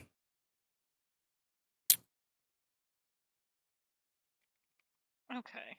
And mastering techniques is a thing in itself. A lot of it calls on finding a master to train you. There's a specific training move for when you spend time with a teacher learning and training in a new technique. That's how you advance from learned to proficient to mastered. So I guess that's the question in the game is, do we have real downtime? Are we going to have a chance to find those, or? That's something we'll have to address when we get to a point where someone can advance their technique. Yeah, that makes sense because there's how easy is it? Episodes in Avatar where the goal is to learn basically like we need to find a teacher, we need to learn a thing, like Dancing Dragon, the Water Bending Master. Like there's literally a dozen or so episodes. Yeah, that's a good question. Do we want to have to devote some of our admittedly limited time to the training episode or the training montage? Or do we want to say, the teacher, you can find a teacher or even make a custom move, find a teacher, and just shorthand it that way? If we shorthand it, it should be in between these little arcs, because I don't want to have to be shorthanding stuff in the middle of the little arcs. If we make a move forward, I am fine with a custom move forward, but I'd want to do it similar to almost the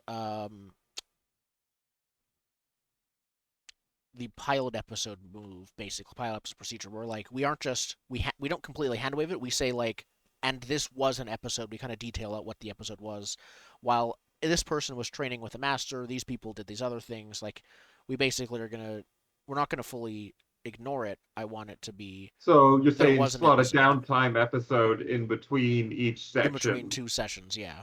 Or make a framework in which we can answer those questions in 5 minutes, so it doesn't completely detract. Exactly. It could be like, what did the gang do before we had to come back together again to do this next arc, sort of thing. Yeah.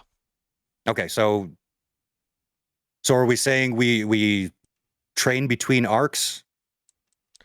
I think. Or are we saying maybe address it per? Let's figure it out when the first instance of training comes up. Might be. Okay. Because I don't know enough about like what circumstance are we going to be in when someone wants to mechanically have their character trained, but narratively doesn't make sense, kind of thing. Yeah, that's sort of where I'm at with it. Where I know the move exists, so it's a thing, but when does it come up? There is a training move.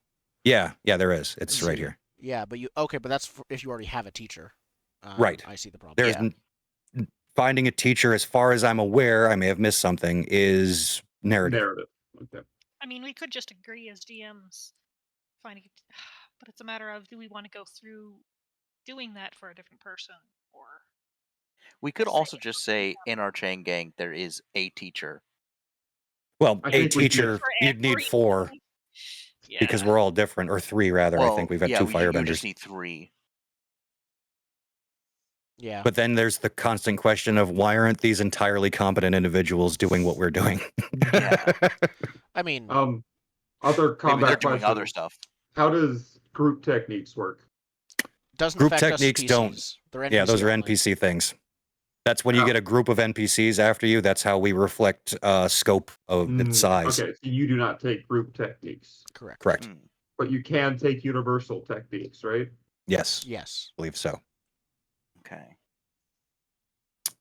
So yeah, this is where I want to answer the question of, since it says you start with 1 mastered technique and 1, was it learned or basic? I think it's learned and mastered. Does the mastered technique mean the one that's printed on the sheet, or do we want to add an extra one? I checked. It says it assumes it, is what the book says. Okay. So it doesn't have to be.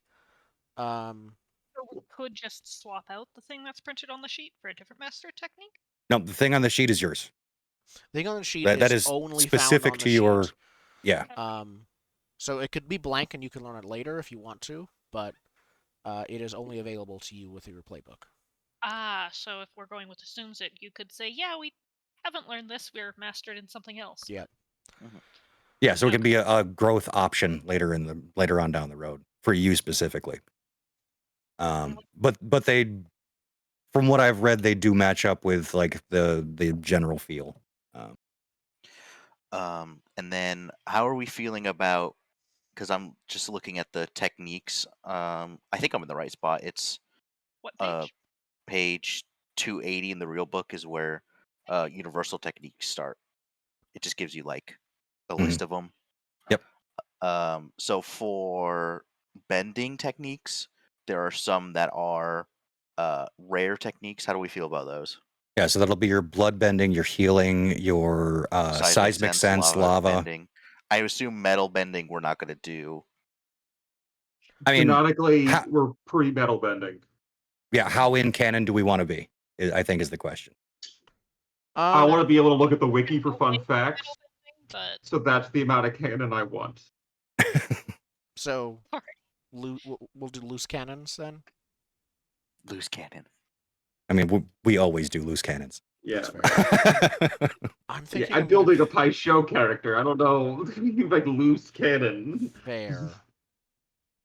But yeah, I don't have a problem with getting them in there because I'm the player that plays these games to see all the options. Mm-hmm. And continuity with the show. Okay. I've thought about yes for starting moves. You can get a rare technique. Case by case for picking up rare techniques as we go. Oh, you can start with a rare technique if it's during character creation? That's what my suggestion would be. Oh, that's what this. Okay.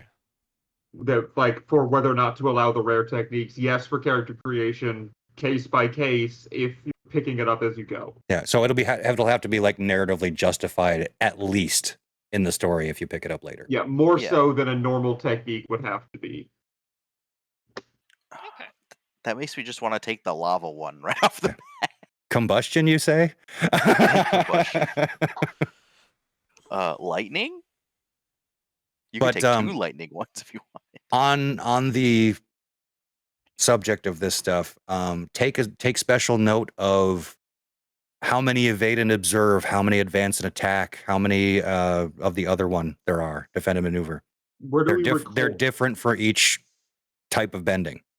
Right. The rolls for those are on different stats. So if you're looking to min-max at all, pay attention to what's what. Go into Where are we recording combat moves? Right now, I don't know. We've got to address the common we can see things issue, and it might just boil down to you have a handout and roll 20, copy and paste. Should I just put it in for moves? Oh, sorry, it does have a spot. Never mind. It's listed as other moves. It is on the character sheet. And those are the fighting techniques section. When you open it up to add a new one, it's learned, practiced, or mastered. Oh, okay. That works. I'm at like other all the way at the bottom. Yeah, it's all the way at the bottom. And I feel like I'm cat 1 second. And my playbook specific one is evade and observe. So I'm gonna start with that, and that's probably going to be, if you want a combat specialty, that one's probably going to be mine. Okay. I am good at. Oh god, I closed the like combat stuff. Where'd it go? No, that's status. We get 1 learned and 1 practice. 1 mastered, actually. 1 mastered and 1 learned. Okay. So are we going with starting rare ones? Because I don't think that's in the book normally. It is not. I'm fine with it. I looked through quickly just to see if there was anything about them. There is a little blurb. I don't have any strong feelings one way or the other, quite honestly. Yeah. I'm good at defend and maneuver because that uses focus, and then advance and attack uses passion. So how do you know which one does which? In the Roll20, go to the playmat and check out the cards. I made them big so you can see them. I'm slightly interested in. I'm slightly leaning against letting us start with rare ones because I'm interested in seeing if we can, what it would look like to get one during play. It's fair. To me, the only thing that getting one during play means is it's harder and takes longer, and I like. Yeah, but the type of stories that is part of what Avatar is about. If we end up doing that. But there's a pretty one that I want. Yeah, I want a lava star, Spencer. Yes, but it'll be much better if you get a lava star partway through. And then it'll be but then we gotta find a lava bender, and how rare is that? Yeah, but then it'll be really cool. You gotta. It's about that. What's the EA quote? The feeling of accomplishment. Oh, a sense of pride and accomplishment. I'll tell you the same thing I told EA. You want to bleep now? Because it's going to be about a minute of expletives. I'm fine with either, really. If we're not doing lava, or not lava. If we're not doing rare techniques, I would just do earth armor. Lava. The royal we. So this is where an airbender shines. Airbenders don't have any of those, so you're taking 3 moves away from everyone except airbenders. Which we don't have. They don't have rare techniques? What do you mean? Yeah, airbending doesn't have a special bending. It's just air. Oh, they don't have special bending. I'm not talking about the special bending. I'm talking about the actual rare techniques. Oh, the rare techniques are special bending. It's the metal bending, it's lightning, it's healing, it's blood bending. Have rare techniques also. They're just the starred ones. So like read in the wind, shockwave, and anything with a blue aspect. Breath of the wind, is cushion. I missed that. Fist. Okay. Even on like the universal ones. So like ferocious attack and pounce are rare techniques. Yeah. Okay. Stick with rare techniques if you can narratively justify them. Okay. It I mean- makes more narrative sense for me to take Earth Armor and Earth Gauntlet based on how I describe my character. And nothing stopping us from being like custom move, unlock rare technique, and we figure out how that works. Could That's be. true. Yeah. We can revisit I mean, it later. you go capture a badger mole and beat it until it shows you how to heat up lava. I don't know. You're gonna learn today, Badger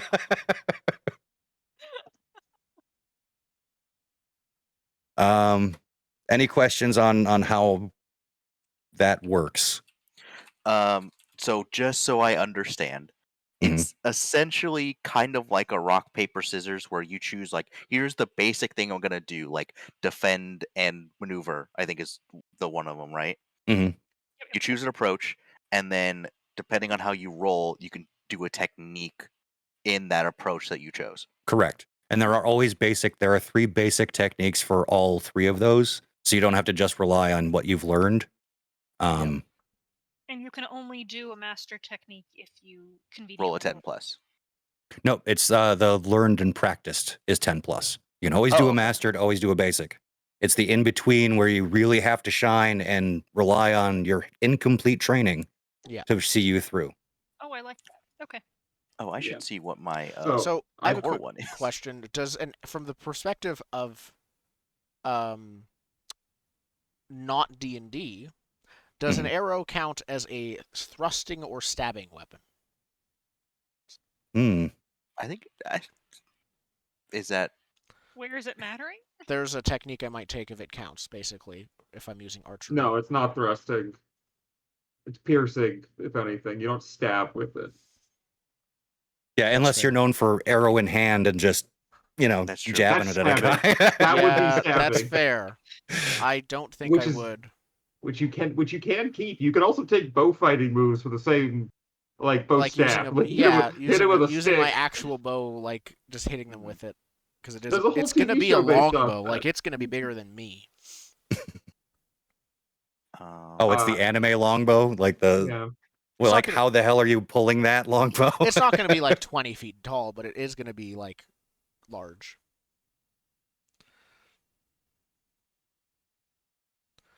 Don't ask where these prisoners have gotten weaponry from. Yeah. I mean, you stole a giant suit. We could have just raided their armory.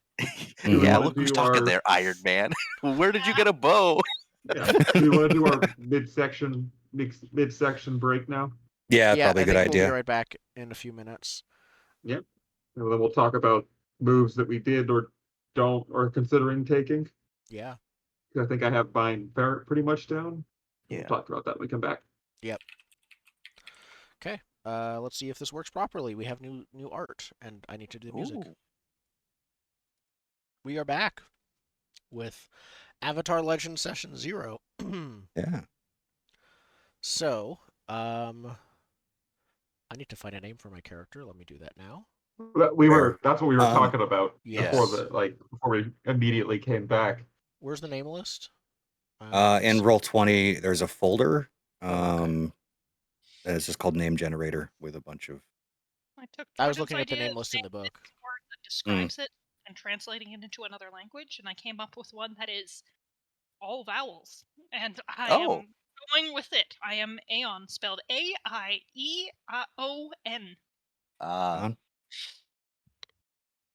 Okay. Why not? I mean, as someone who grew up watching Aeon Flux, which is just all of that without the I. All right. I mean, I guess I'm used to. Whatever. I'm not even going. One thing I did want to show you guys quick on page 289 in the book, real page 289. Yes. It is a list of NPCs and what those look like. They are very, very simple. Basically, they have a drive, a principle, a number of conditions, and a number of fatigue. So they have the resources in condition and fatigue. Their principle can help bolster their actions, and the drive defines the principle. When we settle down our characters into what they are, we need to distill them down to this as well. Because then that way they become an NPC that can be featured when the GM is running. I assume a major NPC? It might determine on when that happens, how powerful they are, because we'll want them about on par, with what's going on. There's also master NPCs. Yeah, I think I'm going to probably write my character as an NPC, like all of our characters this might apply to. I expect the characters to change a bit over the course of play. So if we write them now as an NPC, they might look very different when they actually are played as an NPC. They might need to be updated, but... You can make them as static as you need to. Like, you can just replace the drive and the principle, like, if it doesn't fit with what you're doing. I would assume right now you start as major NPCs. Yeah. Somewhere in that range. But just so you see what they are and, how you would build your character into that distillation. And then so I see techniques on there too. So are those techniques that are in? Yes, they'll be listed in the technique list. Okay. With the NPC groups, those are where you'll see the group techniques. Oh, okay. Oh. Okay, yeah, that makes it real easy because then you would just shoot probably for if I was to do this right now, I would just put the 2 techniques that I just took, Earth Armor and Earth Gauntlet for my 2 guys' techniques. Oh yeah, I also grabbed my 2 techniques. I have Anticipate and Attack Weakness. Cool. I am horribly behind on building said character because I've been going over all this stuff. But for the elder, just so you get a little bit of flavor of what they're like in combat, they start with patience. It's an evade and observe. You wait until the perfect moment to act. Mark 1 fatigue to gain prepared and use an advanced and use an advance and attack technique, paying all its costs in normal as normal.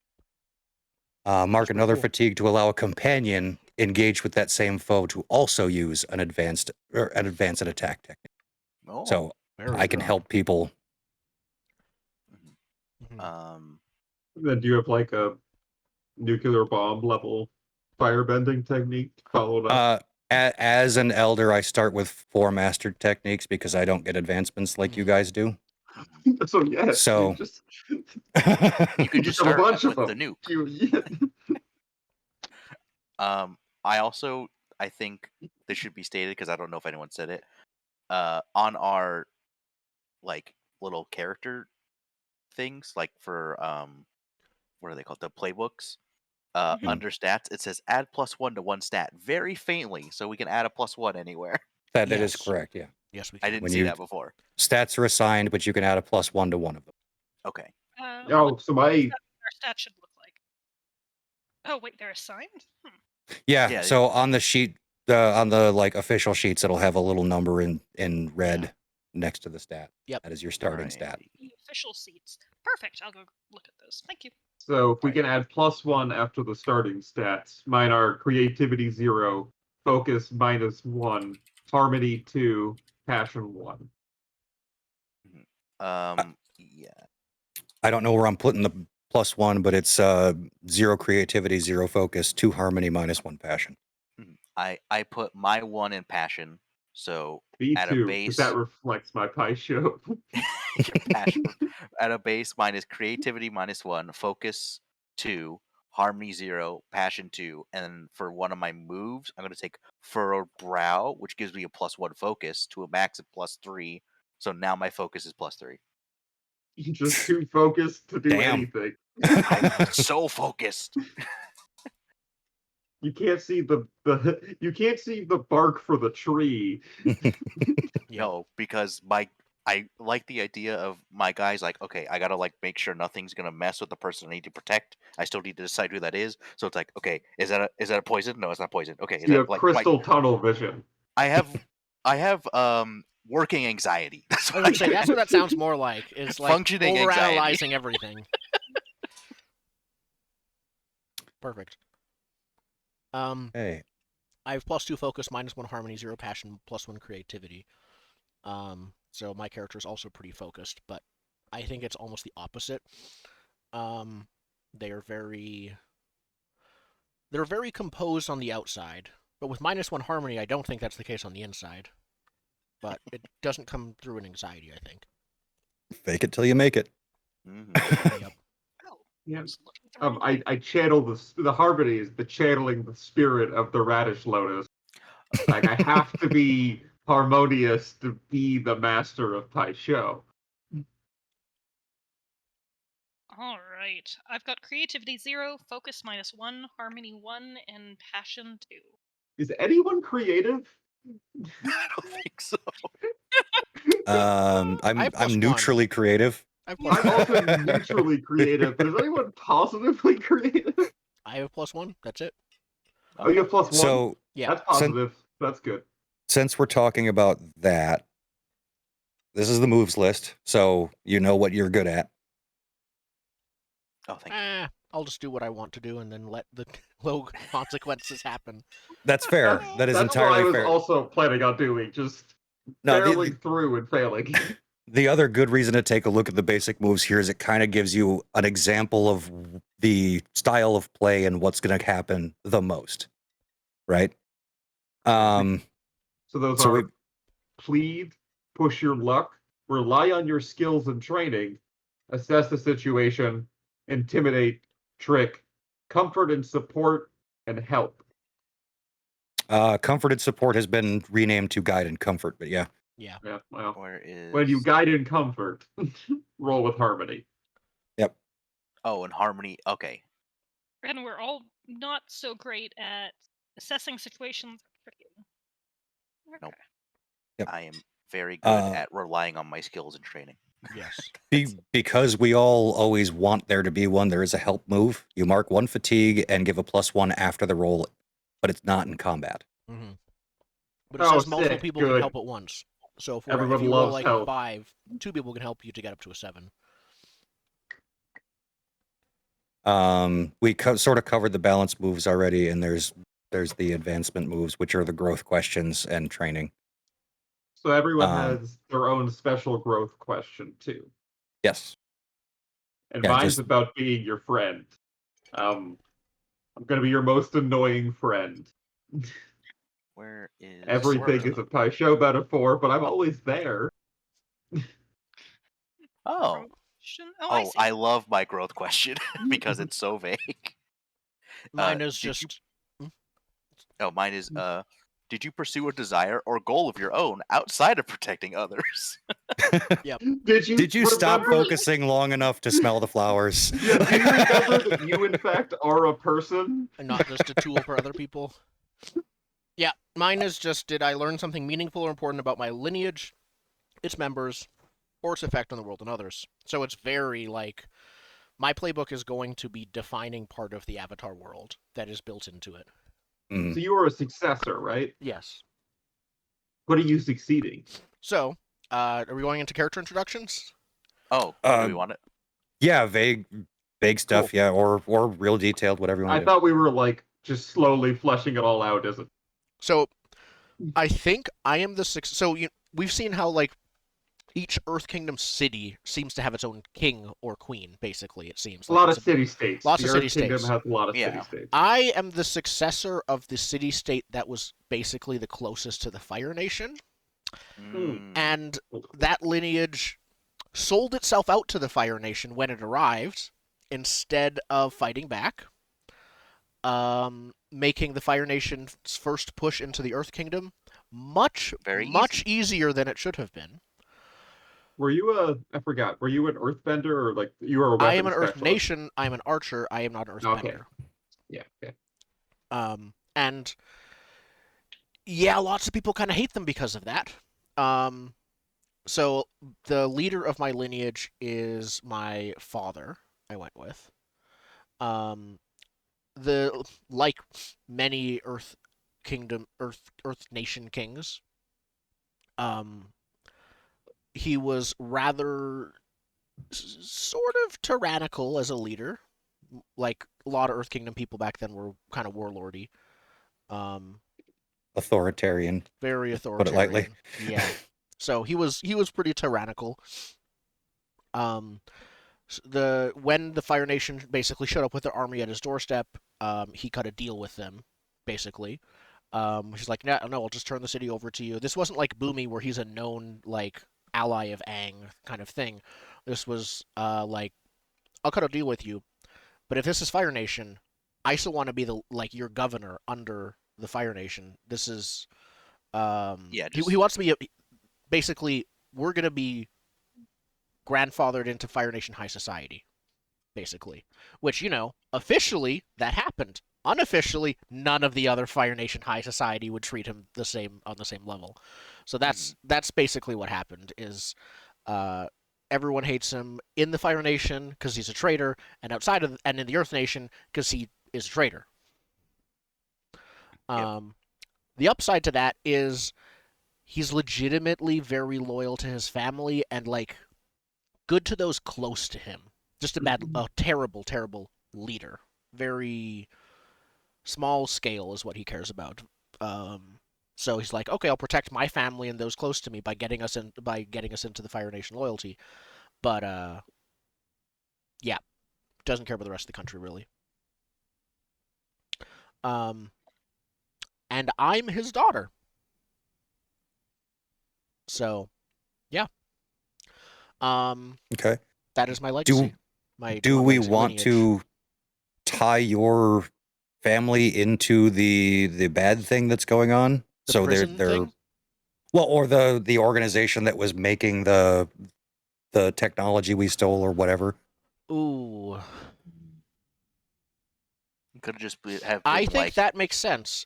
It could. I think it was once again wrong place, wrong time. But I think several of the other Earth Kingdom nobility intentionally joined Flashfire or whatever we're calling it, the Fire Nation thing. I think I was invited to a meetup basically without knowing what it was. I don't think my character is at the stage where she's very much caught in the middle. She's not pro or against this. She's it was a hard decision.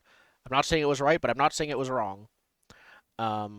We fight, all our soldiers die and we lose anyways. So, she's very, yeah, she would not have willingly gone to that meeting if she knew what it was, but I don't think she did. And then when she showed up, it of course got busted.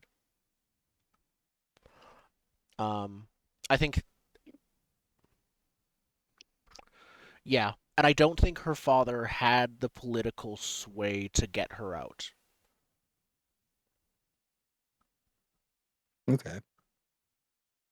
I think that's probably. I think she got moved basically. We're in the actual Fire Nation, I assume, for our starting situation. She got basically moved out of his sphere of influence. Yeah. So I've okay. Yeah, go ahead. I've got a similarly fleshed out level of character there. I'm working with the Idealist, and I did that because I very, very much wanted to play someone from the Earth Nation who is on the Fire Nation side, who thinks that what the Fire Nation is doing is absolutely right, that the atrocities are not real, and that they're just doing what they say they're doing. They're coming to make our lives better and increase our technological knowledge and whatnot. And that's kind of my goal. I did the privilege to kind of be able to support that naive opinion. And I figured being captured, the town was going and building some earthworks or defenses or whatnot, and I was there as well, and wrong place, wrong time. Our nation came through. Faster than expected.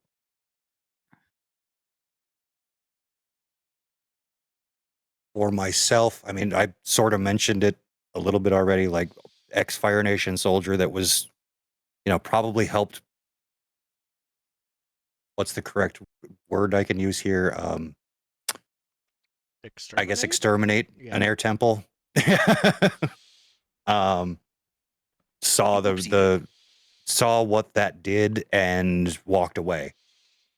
I want to say he was either high enough ranking for people to actually care about that, or connected to a family that people cared about. You know, it was a shame that he did it. My playbook does call out, so like some of the bad things could happen is my old enemies can show up. So there might be some intermingling there I can do with the overarching villain angle we've got going on right now. Or we can use it to bring in another Fire Nation faction of some type. Fire Nation KGB. Slightly clarify me, I do tend to have the belief that human nature is good, is basically good, so I'm not going to be going crazy gung-ho, let's go for Fire Nation, because that's a little bit too much conflict to do. On the subject of potentially broken old man, is substance abuse a thing we're willing to entertain? Not TV-14. Fair. You're addicted to Pie Show. Yeah, I could see, substance abuse isn't TV-14, and like that, I want to stick with that as. Is it TV-14 or TVY7? What is Avatar? I want to say the first season was Y7, but after that, like, there's some dark episodes. There are. I'm looking up Avatar: Last Airbender. It just says PG. I see PG-13 US. Oh, that's the movie. That's a movie rating, though. Yeah. There are literally specific. Let's land on if it's TV-14 or TVY7. I think 14. It deals with some pretty serious. And if we're ever curious about what counts and what doesn't, that is a printed list. What counts? I mean, I'm not that stuck on it that much, but okay. Because 7 sounds like a bit of a. Let's go a little bit above that. I think. Oh, it's definitely 14. I wouldn't have explicit substance abuse, but I mean, it wouldn't. I don't think it's away from the show to like see you mildly drunk sometimes if it's just like. Yeah, that's fine. Yeah. Okay. But not like booting heroin in the corner. We really shouldn't. I don't think we're going to see needles. No. Yeah, ask a firebend. Oh, you can firebend. So yeah, you just like use your finger to sitting there with the spoon.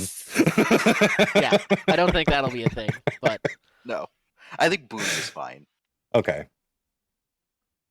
But I'm not sure that's a feature of the character yet, but I just wanted to get clearance there. How broken can I be?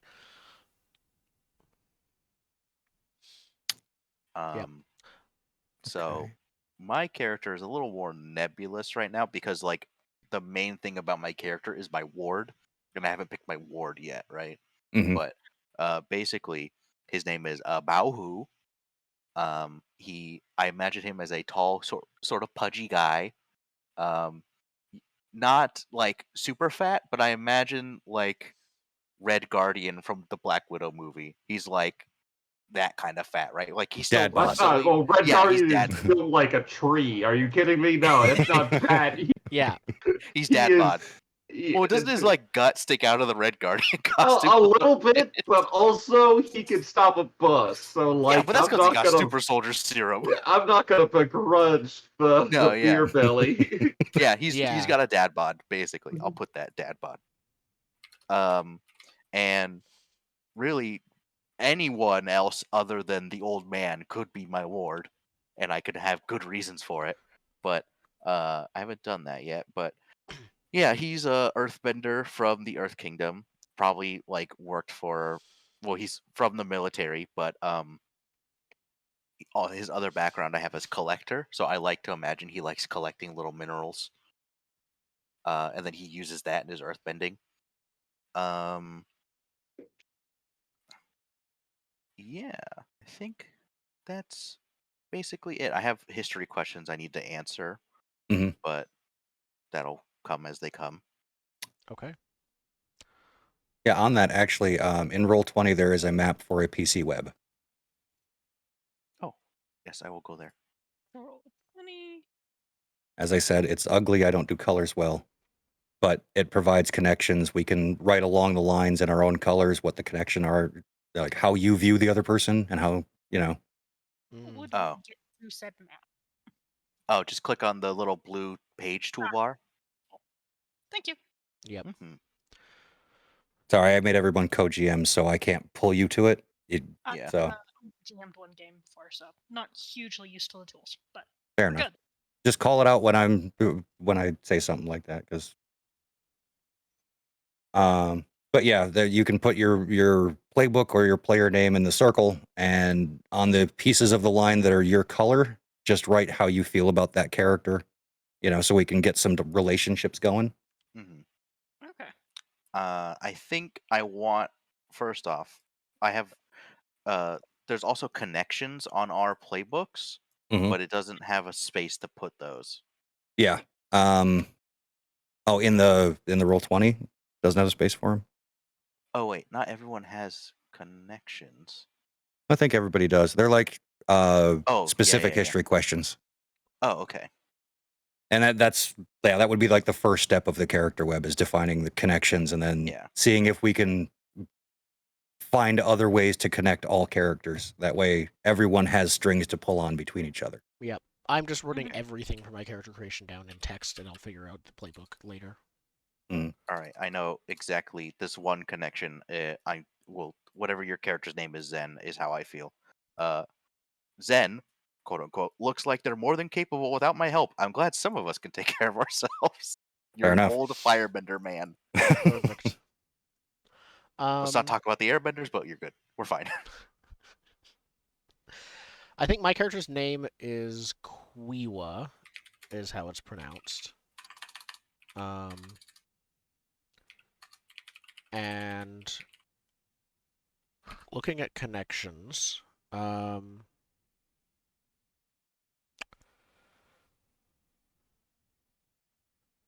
would make the most sense? Blank has major concerns, fears, or grievances with my lineage and with me by proxy. Who wants to have issues with what my family did? I got it. I'll do it. Okay, perfect. Now I want to make you my ward because I'm like, I hate what your dad did, but I'm sworn to protect you. That could be a thing. I can't. Oh, I also got a. What's your character's name, Jordan? Baohu, BAO space HU. Perfect. Indigo, what were you saying? Oh, I was saying I have a name, but we'll get to that in a second. I'm trying to find we're talking about the connection questions. Right. Yeah, introducing our characters a bit. Yeah. Cool. Anyone here likely to act impulsively? Yeah. Not me. When pushed, yes. But they try to present themselves not to. Indigo, what's your character's name then? Because one of my questions is, blank frustrates me so much when they act without thinking about the consequences. So. Oh, my character's name is Hotman Dama Lee. Hotman Dama Lee. Yeah. Dama Lee Hotman. Well, Hotman is like the like on her face. It's like it's like your title. I'm bringing it back. Yeah. No, it's not in It wasn't. style It's not anymore. that old. It's not that old in the time we're playing at. It's like 20 years old or something, maybe. Yeah, but the current administration does not approve of Hotman. He's hot on the pie show tiles. You're. So you're the hipster wearing like Victorian clothing? That's basically like why you've put Hotman on. Oh, I'm the beginning with of your name. Indigo. I'm picking you for my next connection, if that's good. Yeah. It's not Victorian clothing. It's more Fire Nation colored, like more baggy traveler's clothes. But yeah, it's not particularly stylish. Just various scraps of different colored fabrics in loose clothes. They're all in the fire-colored range, but not the strict red and black of the current administration.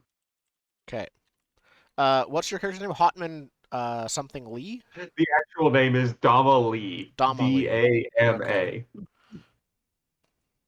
Okay. Dama Lee seems free of their past in a way I wish I could let go of mine. Hearing them talk about the future feels amazing. The future? No, it's the future of Pie Show we speak of. So apparently we have another Pie Show I might have a Pie Show crush, potentially. Yeah, you can also everyone. Pie Show's a game for everyone. Yep. You're so dreamy when you move those tiles, though. Okay.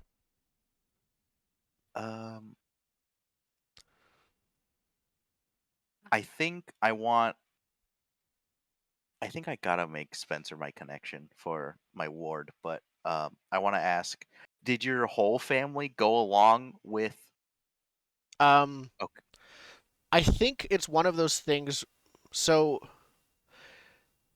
you know how Ira is like technically still part of the royal family, but not really. So like, officially yes, but unofficially it's a lot of everyone has different opinions. Okay, because one of my history questions is what pushed you to assume responsibility for the people you care about. I like the idea that I lost my first ward, so maybe someone didn't go along with the family and got disappeared. That could be an option. So one of the things for my legacy is like a bunch of questions. One of the things is, who is the where is it? Who is the current head of your lineage? Is father, is what I put. But what close member of your lineage wants to revolutionize it is what I've also put. Right now, I've put that as my aunt for now. Not sure if I want to make it like mother or someone else. But there could have been like a previous radical person. I kind of like the idea of, oh, is it too dark if we go with like my mom? Like maybe we don't know how she died, but like you were guarding my mom or something, and then It she could be was just like a lost. Zuko thing. Yeah, like she disappeared. Except in this case, I'm not going to make the aunt the sister of the leader. I'm going to make it the sister of the mother, like basically the sister-in-law of the leader. What's your character's name? Quiwa. I'll Can put you it in spell chat. that? Yeah. There we go. There is an allies tab too, if you just want to like record them all on the allies tab. I haven't named any of them. I will once I name them. Okay. Okay, so that, and then I gotta mark you on my playbook as my ward. I think I also have a question that I think Marissa fits. Is your character male or female or? I'm sticking with male at the moment. Okay, because one of mine on here is, whom have you protected for so long, but maybe doesn't need you anymore? I like to imagine like I tried to protect both of you in prison, but then you got the Iron Man suit. I'm like, oh, you're fine. Sure, I'm good with that. Okay, and then, oh, there it is, Ison. That's yours. Okay, got it. I think I might have one for your character, Den. Do you have a name? Mine is Sato Akane. It's in the character web. Yep. I see him. I've recognized some of the pain I have felt inside of Sato Akane, if you're alright with it. I'm going to try and help them. Yeah. I've got one for Bao. It is not to be underestimated. In fact, they may have something to teach me. So you think I can handle myself, and I'm like, yeah, you're pretty cool too. Like, let's go kick some ass. It grows.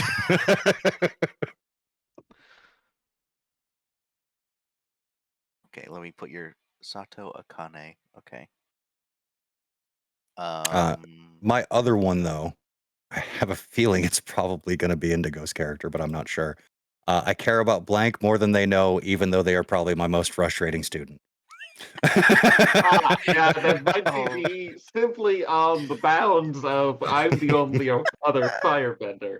You want him to firebend so bad, but he's like, I just want to play Pie Show. As an elder, I sort of treat everyone as like I'm trying to help and guide you through life, so you're all my quote unquote students. But yeah, given your sorry, do you have to pick a specific one as the elder, or is it just any? It's how I'm viewing things, because basically I have a move that I can make one of you my protege. Oh, I see. So it'll change and things, but basically I'm gonna be all up in your mind, making you trying to make you live up to the principle that I bet a 50-50 shot on, so I can get an advancement. That is a bold statement for someone who is awakened by the radish lotus spirit as soon as they touch the pie show board. Awesome. It was the radish tile. Lovely. Because one of my history questions is when did you realize you were marked by supernatural forces? It's when I touched a pie show tile for the first time. It has always been this.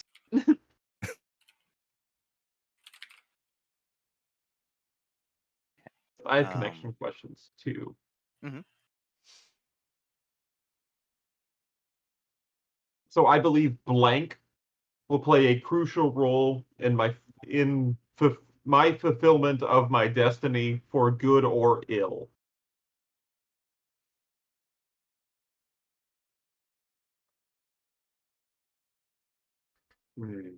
That could be any of us.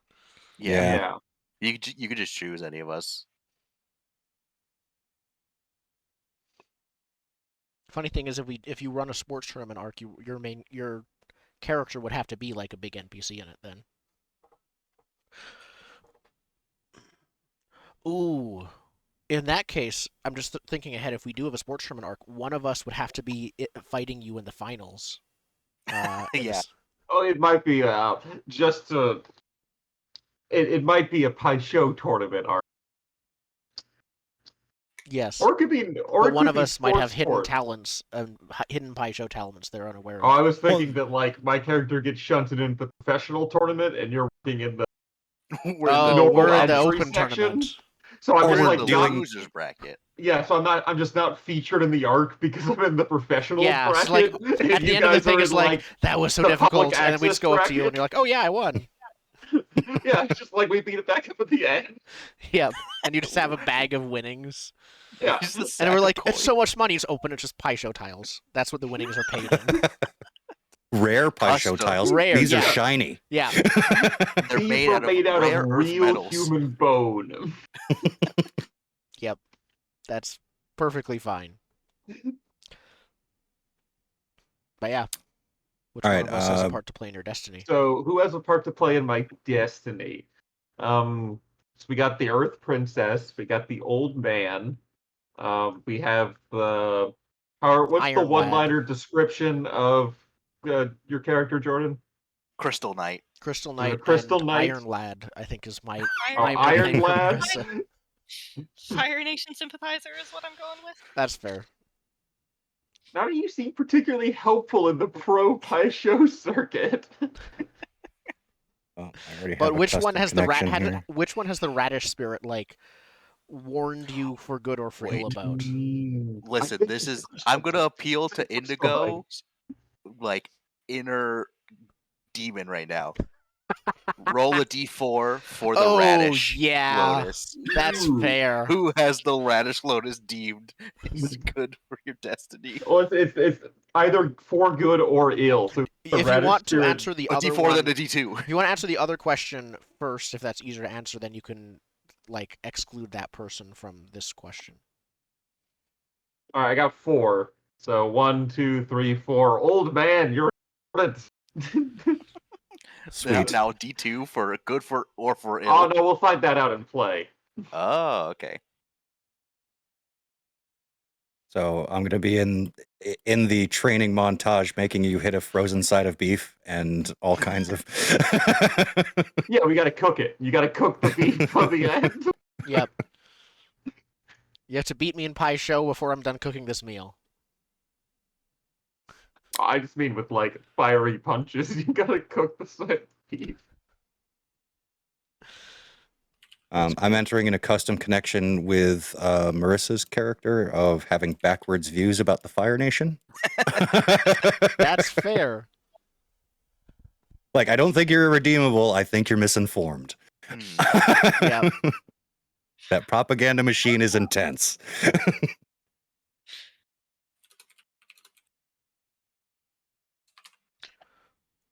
Can I put one in for you that I think you're a liar? Ooh. I mean, what war crimes? You're just a liar. Yeah. God, this is going to Everyone devolve into knows like the airbenders are- MSNBC Fox News debate. It could be. Everyone knows the already in airbenders little faked their squares. extermination. They're hiding inside the mountains they live on. The air nomad temples were a false flag. God. This is the one with the mech suit. Oh no. It's not me this time with pushing mech suit. That's true. No, that was I actually take credit for that idea. It was my own idea.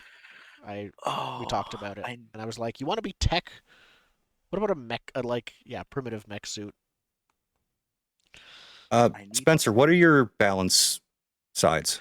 Tradition and progress, I believe. Let me look. Yeah, tradition and progress are mine, and so, yeah. I think that. One thing was what part of my lineage's identity is most important and valuable to me. It's actually, I think, archery itself. I think there's like a legend, I guess I would put it, that like the reason my family became powerful within the city-state and eventually ruled it was because one of our like ancestors single-handedly fended off a water tribe raid by firing a bunch of like oiled flaming arrows at their ships and never missing, and so it was like setting a small fleet on fire single-handedly. How about change the text size? So that's part of her archery technique is a part of her lineage, basically. I think you gotta highlight the whole thing and then Indigo, change like, the text. yeah, click off of it and then click back to it. The text stuff should be up here in the top left. Oh, it is just being difficult. Yeah, it is sometimes. I need what something size for... were you using? I'm 16. 16. 16, cool. Spencer, I put in a thing for your character, Quiwa, that I believe you can escape the trappings of your family. Okay. Do you have So I'm going to more be pushing you to be progressive. More? I'm adding more because that way we have views on, like, starting views on how we can interact. That's fair. Mm-hmm. For Spencer and Jordan, did I come from the same place as you or no? You definitely do not have to have, given that we're, Fire Nation camp. I guess the question is, how did each of us get there is our thing. If I'm your ward, obviously we got there together, I assume. I think I would only recently you're my ward. I like the idea that you went, like, you still had your thing where you got caught in the wrong place, wrong time, but what little influence your father had, he put me in prison and sent me. Oh, so no wonder you like, hate him. Pissed. He like drummed me up on charges like against his wife and then sent me to that same prison. But now it's like, oh, like the only way I get back is if I like protect you. But you're also like this little shit. I'd call my character demure on the outside again. They're very much trying to be like how May would describe her upbringing, but without the snark. She's not sarcastic in that way, but she very much is like trying to be quiet and refined as much as she can and stoic. Don't think she succeeds all the time, but it's where she's going to start. In that case, I might have one for you. My character thinks that you need to express yourself more, let your feelings be known. I mean, that's straightforward. Yeah. Okay. I need one that is better than what I have for Indigo's character. I have Tom Ali is nothing more than a showman. Is that's one from the book? Or no, that's one I just made up. Okay. I need something that's like... What about like Dom Ali? This is a typical like Dom Ali's distracting himself, like pursuing unimportant goals. Like it's less that he's a showman, but more that he's shallow or something like that. I like the idea of like Dom Ali's pursuing Pai Sho when we're like literally in the middle of a war. Like I gotta help train you to be a warrior. Your pursuit of things may be noble, but your timing is way off. Yeah. Yeah. So maybe Dama Lee doesn't have their priorities straight. Yeah, Something along those lines. that's better. Yeah. I think I'm going to keep Quiwa without as many connections on her point of view. Again, as she's starting as more reserved, she will try to like withhold those opinions at first. I think she'll probably open up more. Sorry? Picking them might still be a good idea, though, even if you don't express True. You can look at it as, okay, so we already had that pilot episode we described. What did the interactions between you and the other character look like when it happened? I'll write a few up. I definitely think I have one with Zen's character with Sato.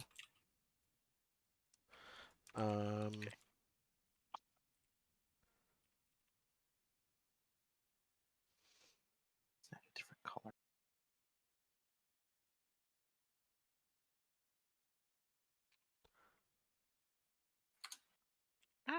What just happened? What?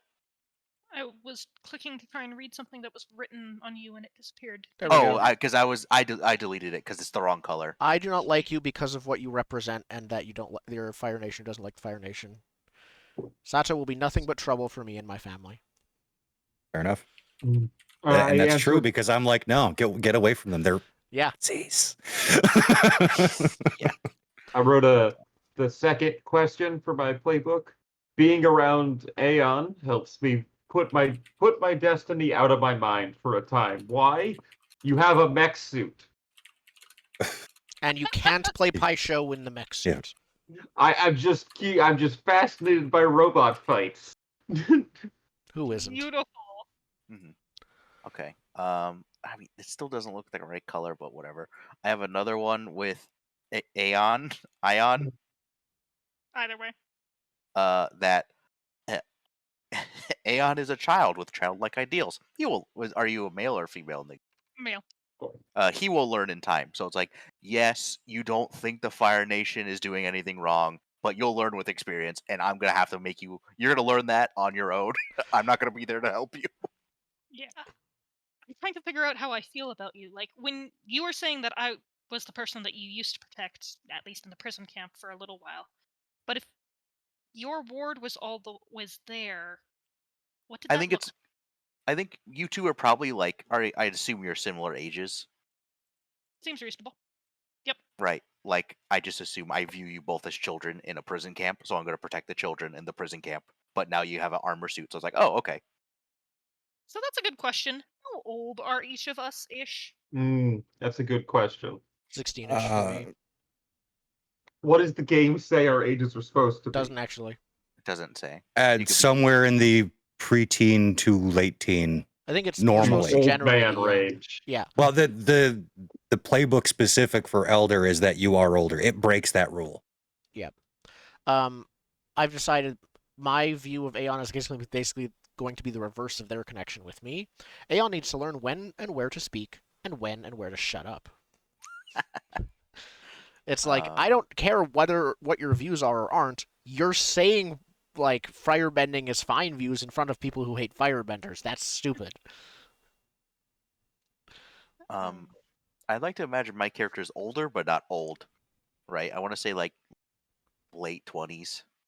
I said 20 plus or minus 2 years. Well, Sorry, go ahead. I'll go with late teens there, but I was changing the conversation, so you go. I was just saying, if we're keeping it TV 14, how much of a dating sim is this going to end up? If anything, it will be like Avatar, I suspect, where it'll be like, there might be some romance, but it'll not be a big focus. Okay. So, because I tend to gate ages with that, because I don't like being accused of weird things. No. Yeah. We're going to see a bunch of not adults have feelings for each other, but we are adults. Yeah. So nebulously legal. Let's just say those are the ages. Depending on the state. Yeah. Minus 20 plus or minus 2 years because it's I don't know. So in any case, above the cultural majority for adults. Because also, if you're a professional gambler, I feel like you need to be an adult. Yes. That's fair. I will not be pursuing anyone because I am late 20s and you're all children to me. That's fair. We're all the same age, I think. I think we're all on the old, not all the same age, but I think we're all the older end of the Avatar show realm. That's fair. I like the idea, Jordan, if you want to, that you had to be on the younger side of appropriate to be put in the same prison area as the rest of us. Yeah, I guess you could be older but pass as younger. Could be a thing. Okay. Oh, I'm 22 Jump Street. Yeah, or 21 Jump Street. That's what it is. Yeah, I go, what's up, my fellow kids, with my backwards hat. Yep. And I'm just sitting over there like, you're just like me. You're the old man in the club. You literally say Hotman because that's what it was when you were younger. And then one was like, I get it. Yes. Yes. You non-ironically call people Hotman. So maybe I'm 22 plus or minus 2 years. Yeah. Perfect. I think we're good for connections then. Yeah, I mean, a couple more things. Yeah, go for it. Just because I only have the 2 connection questions.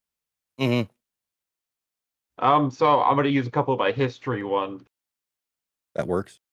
Yeah. Yeah, that's the other thing we should look at. Like, if you have ally history questions, we should address those here too. Yeah. This does not need to be one of the PCs, but it can be. Who envies your destiny and seeks to seize it from you? Nope. Wait, we want to seize your pie show from you. Well, it's supposed to be I assume it's supposed to be an NPC, right? It doesn't specify at all. It's history questions. That's why I said it can be, but doesn't have to be. I envy it, but do not seek to seize it from you. I don't think I'm going to seize. Does anyone want to steal the glory? No one wants to steal my glory. Okay. I think we need Bao we need thinks you're Gary. a liar and is just saying this to get clout. He doesn't believe you have any spiritual. We need a Gary to your Ash. Yeah, I really do need a Gary. Do we have any suggestions for who my... Half of me just wants to actually call him Ash because of the fire pun, but don't have to. What if it's because I put one of my history questions was who used to be in your circle of trust before they betrayed you, and obviously it was our temporary ally. What if that our temporary ally is also like, I will steal your pie show title? They do not have. They're trying to steal Sorry. They also want to be the world's greatest pie show, but they have made a deal with the Fire Nation or something.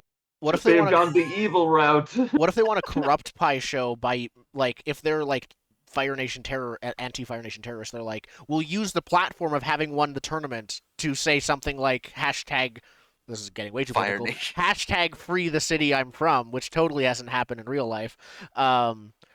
Wait, who's the person? Yeah, they want to steal my pie show. They want to steal your pie show tournament and corrupt the purity of pie show by bringing anything real world into it. Anything. They're wanting to bring politics into the game. Yeah, because they want to win the tournament, and then they want to use the attention to bring attention to their terrorist organization. Their cause. Yeah, they're using it. They're good at pie show, and they're using that to cause, as opposed to the purity of the game.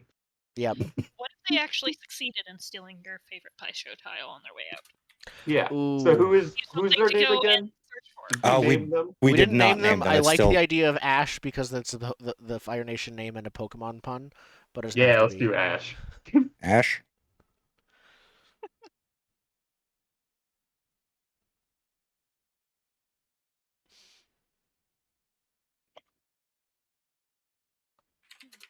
I don't want to build everything around that.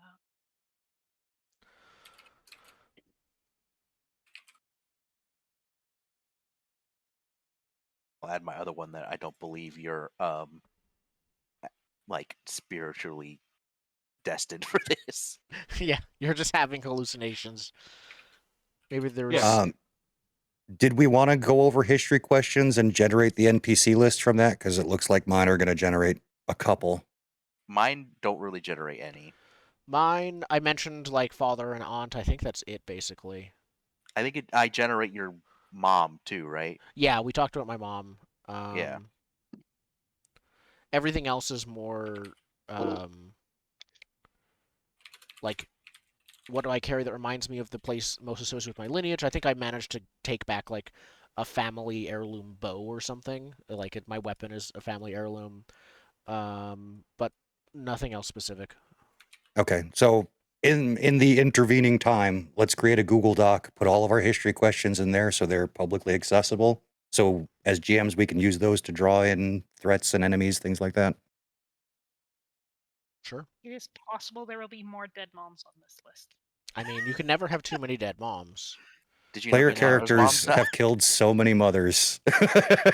Let's see what we've got. We've got Do we need to Zuko and alter technically Aang, even though we never knew his, and Katara and Well- Sokka both have dead moms. If you read the comics, Zuko's mom's not dead. That's technically correct. But there's a bunch of That's body kinda trauma, correct. so it counts. Yeah. Yeah, he still's got mommy drama and Yeah. daddy issues. He is during the show. Yeah.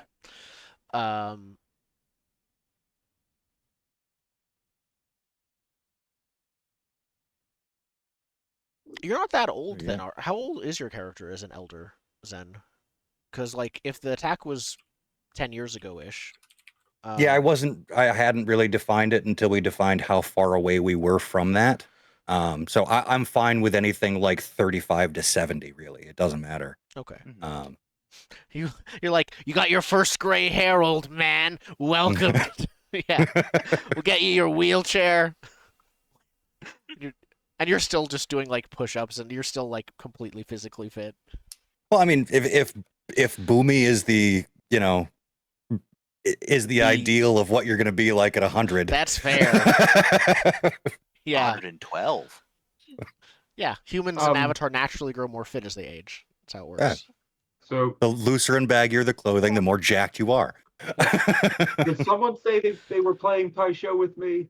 Like that they not like for funsies? My character, their thing is that I basically admire your free spirit and attitude when you talk about Pai Sho. It's not so much Pai Sho itself, but like you can talk about a thing that isn't like a big deal and care about it and just live your life around a small stakes thing, and that would be very freeing to my character. It'd be kind of an alien concept to her, honestly. I shouldn't dump the "who do you turn for guidance when you feel overwhelmed by your destiny" part on you. I mean, you can. My character will freak out if you do that, and that will be great. So it's up to you. You could turn to me. I would just tell you, like, you got to stop playing Pai Sho, homie. I don't seem particularly helpful. I want some confusion, but I will attempt my best. I don't have strong feelings about. I would happily give you guidance over your Pai Sho. I would have no idea what I'm talking about, but that's not the point. Well, it's not about Pai Sho. It's about feeling overwhelmed by my destiny to be the greatest Pai Sho player in the world. The pressures That's of fair. getting to me. I would definitely have guidance for you about that. And that Cool. probably feeds into my connection with you too. Because I care about you more than you know, and you're my most frustrating student. So I'm like, it's cool to think about the destiny, but don't put all of your eggs in that basket. Failure is very real. Have a parachute. Not less than 1% of people who go for pro Pai Sho make it in the big leagues. Have a nice accounting degree. Yep. It's not that you can't play Pai Sho, it's that we don't want you to play Pai Sho full-time and drop out of university. Just finish your degree. I have this history question. What tattered garment or adornment reminds you of those you protect or you failed to protect? I like the idea of the night QE's mom disappeared. She gave me like a hair clip or something. So now he just has that. That works. Yeah. Nice. I think my character was a flower in their hair. Not a specific one, though, like, it can change once or twice. But I think they keep a flower in their hair with, and their hair in a bun. I think they try to look very refined, put together. They dress in typical, like, when they can. We're obviously in Fire Nation now, so I think everyone was dressed in, like, various shades of orange and red, because we're going to raid laundry lines. But normally, they would wear the typical, like, yellow, pale green dresses kind of thing. Kimonos, I guess. They did basically have a kimono-style dress. It was pretty common in high society in Earth Kingdoms. Mm. Yeah, that Chinese imperial look. Yep. So that's what her normal outfit would be, but it's definitely not right now. Yeah, all the stuff they made Toph wear when she was at home. Yeah. You know.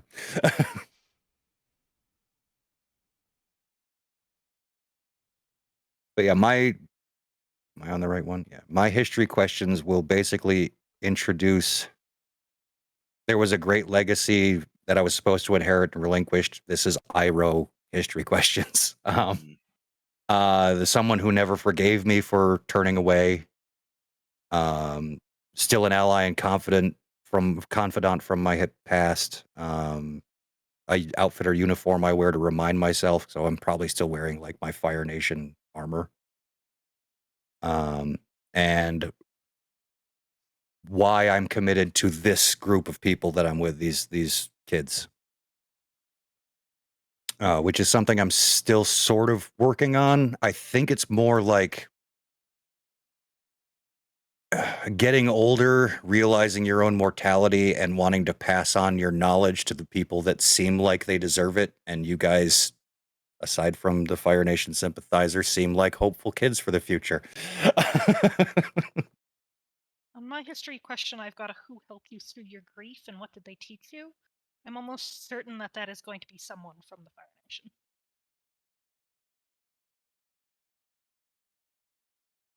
Still not sure what the tragedy is,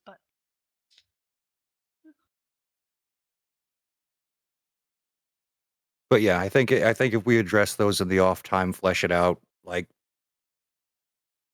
shared notes are going to be real helpful for what we're trying to do. So as much detail as you can get into, not the backstory from hell, but you know. Yeah. Yeah. Has everyone taken a look at their moment of balance and seen what it is you do when you go apeshit? Yes. Because those are interesting things that we might want to coordinate a little bit to angle into if they seem appropriate, for whatever arc. Mine is just like, you sort of protect the people you care about, but balance is about finding your own place in the world as well. You know what you're capable of accomplishing, and you step up to show the world your unique strength. Tell the GM how you put your own life on the line to defeat a villain or danger that seems unstoppable. So it's like essentially like Avatar state for the most part. That's all right, moments of did it. balance in general are our own versions of that. Yeah, it's I'm in control of the narrative now. I decide how this ends, and it ends decisively with me doing this.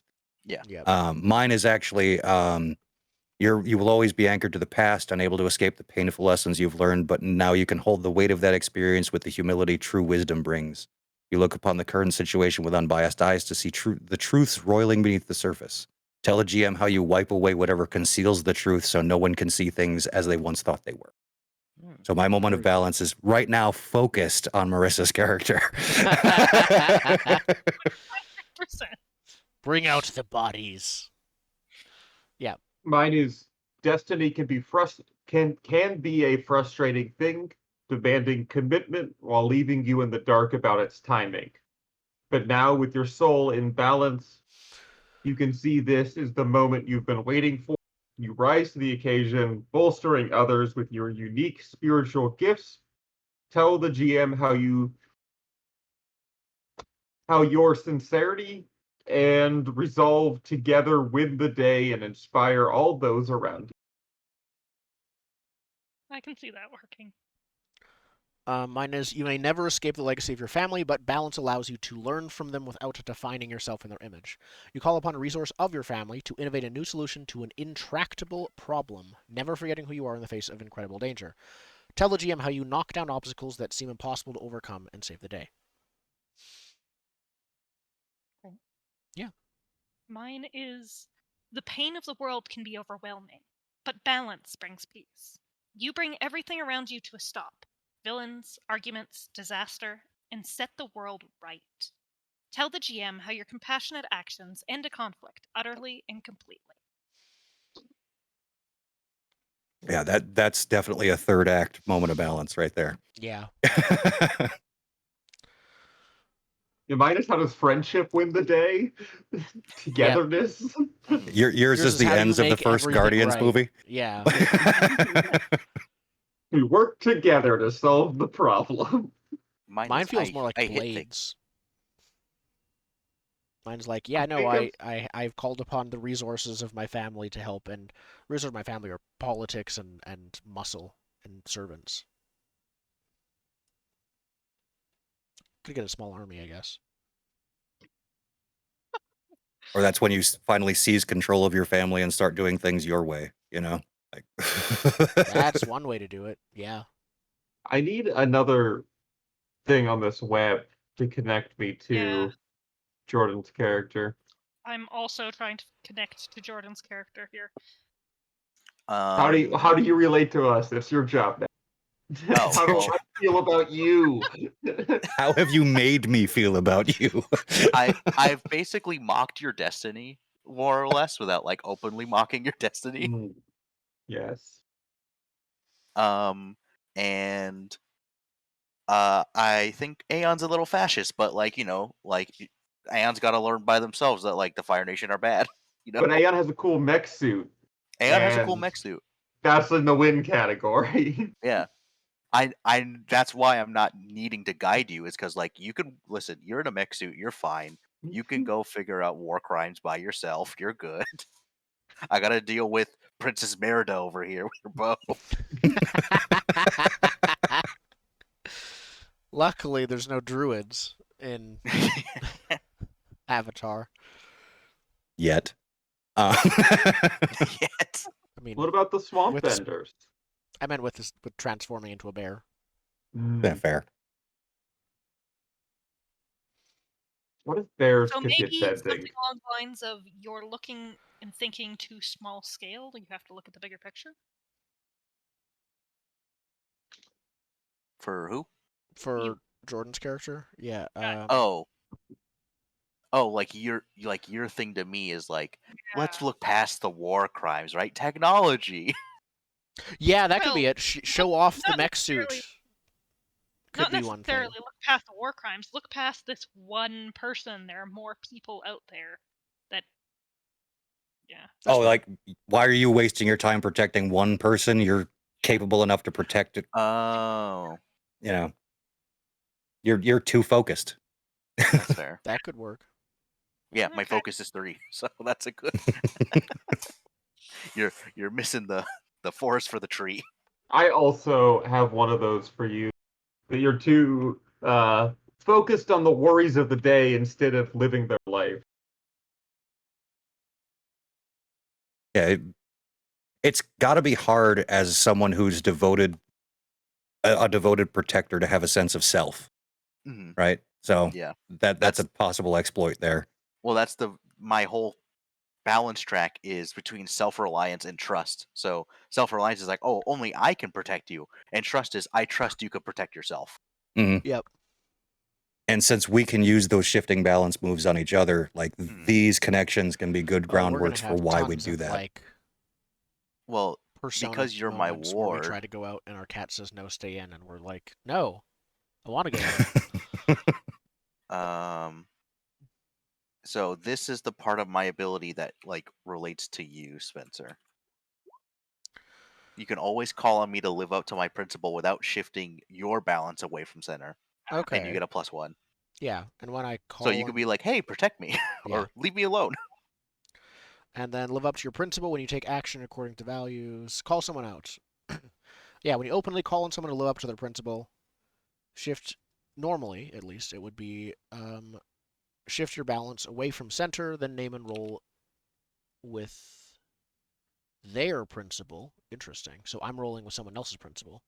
Mm-hmm. You're rolling the strength of their principle. Yep. On a hit, they are called to act as you say. They either must do it or mark a condition. 7 to 9, they challenge your view of the world in turn. Mark a fatigue or they shift your balance as they choose. Okay. And so, and on a miss, they can demand you act in accordance with one of your principles. Instead, mark a condition or action request. So it's full on. On a failure, it's a complete reversal. Yeah. Mm-hmm. So I have a question about mark your balance away from center, I think it said. Was that the wording? Yep. So if we're at 0-0, do we choose what direction to go at the You start? choose what direction at the start, but then I think if it goes away from center, it keeps going further that way. Okay. It depends on the situation. So shifting your balance away from center could mean that it depending on what the other person is doing, like an NPC can shift it either way. Mm-hmm. So they might use that to keep you at a 0, so you can never act on your principle effectively. Yep. But for me, it's that I would normally have to shift my balance in order to call you out, but I don't. Yeah. In this case. And you get a +1. Yep. Cool. Just because you're my ward. Yep. On sort of related to the drama of shifting balance and stuff, have you guys taken a look at clearing conditions? Like when you get a condition, how to clear them? Because it's always bad. Oh, of course, it's definitely always bad. where It is reminds me just like masks. Right Yeah. under the moment of balance on the playbook PDFs. You can clear a condition by doing one of the things mentioned there. Yeah, Where is it's that? usually it's on the character sheet on the second page, I believe. Right above Oh, growth. clearing conditions. Okay. Oh yeah, I see. Run away, break something. Yeah, Very it's just similar to masks. masks. Troubled Yeah. is a bit different, but everything else is pretty much identical. But you clearing a condition should technically create a moment of interpersonal drama. You know, you lash out at someone, you break their stuff. It's Things not like meant that. to be small or like secondary. Mhm. Yeah. Okay. I think I look up to you, Jordan. Sorry. You what?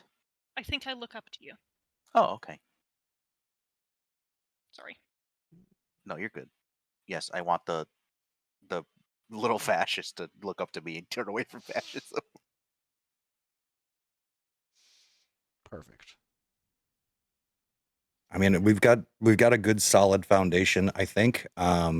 Yeah. There's some X factors still that we could take a look at. Marissa, you had a question about gears, which are a thing apparently in tech techniques. Yeah, I did. I haven't actually read deeply on it though, so I just noticed that a couple of the moves here, like the one I wanted to take and can't, is discharge your batteries and then basically spend all gears you currently hold for blank. And there are a couple other ones that are, gain them. So I think there's a separate track for technologist on whatever gears are. I wasn't as interested in that, so I just glanced at it. Let me take a look real quick. Yeah. I'll have to read it more fully because I have not chosen moves yet because of that, just in case. Okay, I realize why some of my text is like lighter. It's because it went to the token layer for some reason. Or I mean the GM info layer, not the token layer. Mm-hmm. I fixed it. That makes it much easier to read. Mm-hmm.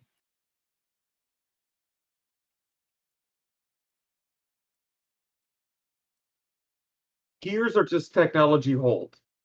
That's what I was wondering. Yeah. It's just the technology themed hold that you can then employ later. So when you use, for instance, the rebuild technology technique, you gain 3 gears. You can spend 1-to-1 for the rebuild. Yeah. Thing. Rebuild seems Okay, like so you the have a move that biggest one. generates them, and then Yeah. Okay. Rebuild seems very important to start with then because of that. Yeah, it looks like you can't actually do it most of these things without that then. Rebuild seems good in general, though. You get to clear a full condition from one technique. Seems Yeah. very good. I really haven't read these things enough. You know what? I'm switching as my character has had more shape. I'm switching quiet for harsh instead for my demeanor because everything I've said has been pretty harsh. Yeah, but also like collect material gives you gears. I feel like everything that spends gears gives them to you to use. Yeah. That's fair. I'll be looking at this. I'm definitely not taking the master class on the idealist, so we'll find something else. Yep. Yeah, and there's also the ones I took. The basic. There's the universal techniques that are open to everyone. That's true, and honestly, there's a bunch of them I'm looking at too that look good. I decided to start with a weapon one for now, but Yeah, the universal ones look very good too. Yeah. I will not go to the bending sections, or I'll just be like, "Ooh, I want that." Wait. Yeah, both of mine are from the bending section, but it seems like at least for I didn't look at the other ones, but for the earth bending ones, it's always like mark mark fatigue, do this. Mark fatigue, do this. Oh, but like one of the firebending ones is flame knives. Yeah, You that was what gain, caught my eye. yeah, you gain flames, like the technology gears, Yeah, in using that move. true. Mm. Oh, jet stepping, so cool.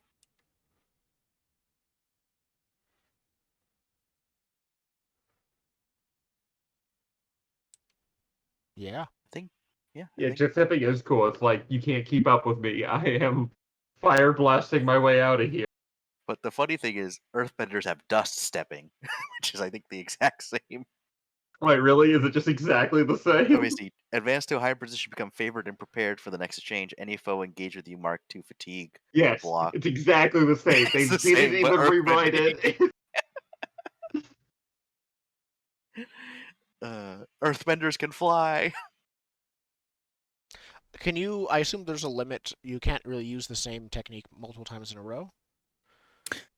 From what I understand, so with the stance move, it generates what you can do. So if you fail, you can mark a fatigue and do a basic. 7 to 9, you can do, I believe, a basic or a mastered. I need to pull it back up. Yeah, that's what it says. But on a 10 plus, it unlocks the gate for you to use learned and practiced, or do one mastered and one basic technique. Okay. Mhm. So yeah, we're not going to be using those every time. We're mostly, unless we get a 10 plus, we're usually going to be using either the things we have mastered, which is just one, or all the basic ones. Well, Right. I have a +3 in focus, so my focus things, I'm hopefully able to do a lot of my mastered stuff. That's fair. That makes sense because you're defending and maneuvering if you're a bodyguard kind of person. Mhm. Yeah. So that fits. Yeah, because my divert is a defend and maneuver, and then earth armor, which isn't I don't have as mastered, I have as learned, is also defend and maneuver. But earth gauntlet is I wanted one advance and attack. That's my mastered one. So I haven't picked any moves. I'm technically looking to try and work with words more than fighting, but the Marissa is aware that if we cannot fight, I will not be a happy player, so Yeah. That's why I normally go for the badass psychiatrist. So, what did we decide on for starting moves? We're going with no the rare one that but the one that's on the sheet is optional. Is that where we I think landed? It I thought is. the It's one the on the book. sheet is just the one you have. Like you have one, and then you get the one more mastered. No. No, the I thought book says that it is assumed the one in your playbook is the one that is mastered, and then pick one more. Or if you're doing a Oh. one shot, you don't pick any more. You just get that one. Oh, that's kind of lame. But it very specifically says the word assumed, so it doesn't explicitly say you can I change think it, we're but gonna it also treat the doesn't one on say your. that you can't. I think we're gonna treat the one on your playbook as one you have special access to. That's explicit. Yeah. Yeah. So like it's not required that you take it.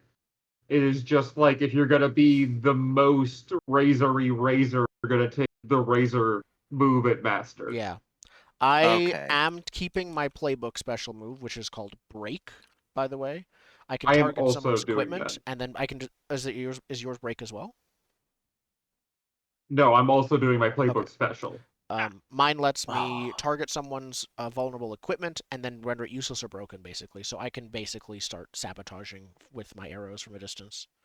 Okay. So you're not doing it to me. I don't intend to PvP, is what I'll say. But yes, if you have any vulnerable or it says vulnerable equipment, so it wouldn't just be anywhere. But if there is a weak point or something on your primitive suit, yes. Okay, then I'm gonna take divert as my mastered one because that's just I'm hoping I roll 10s because I have +3 in that stat. The master you can use anytime. Yeah, mastered is actually Yeah. easier to values with lower Well, stats. but it says here, I could just do that. It says if you also retaliate. So I need a 10+ to also retaliate. Ah. That makes Right. sense. And then I'll just have Earth Gauntlet as my learned one. Yeah. Okay. Earth Armor will come later. End of the day, you've all got one learned, one mastered, correct? Yes. Should be. Well, I will, Okay. but yes. Yeah. I have Anticipate is my playbook one, and that's my mastered. It's like study your foes. Okay. Let me. And then if some they more. don't do what I say they're going to do, it's a kind of a cool like study your foe ability. Because it's I say what they're going to do, and if I'm wrong, they take a condition. Oh, and then this is one of the 2 playbook moves. I have that, and then the furrowed brow is the focus one.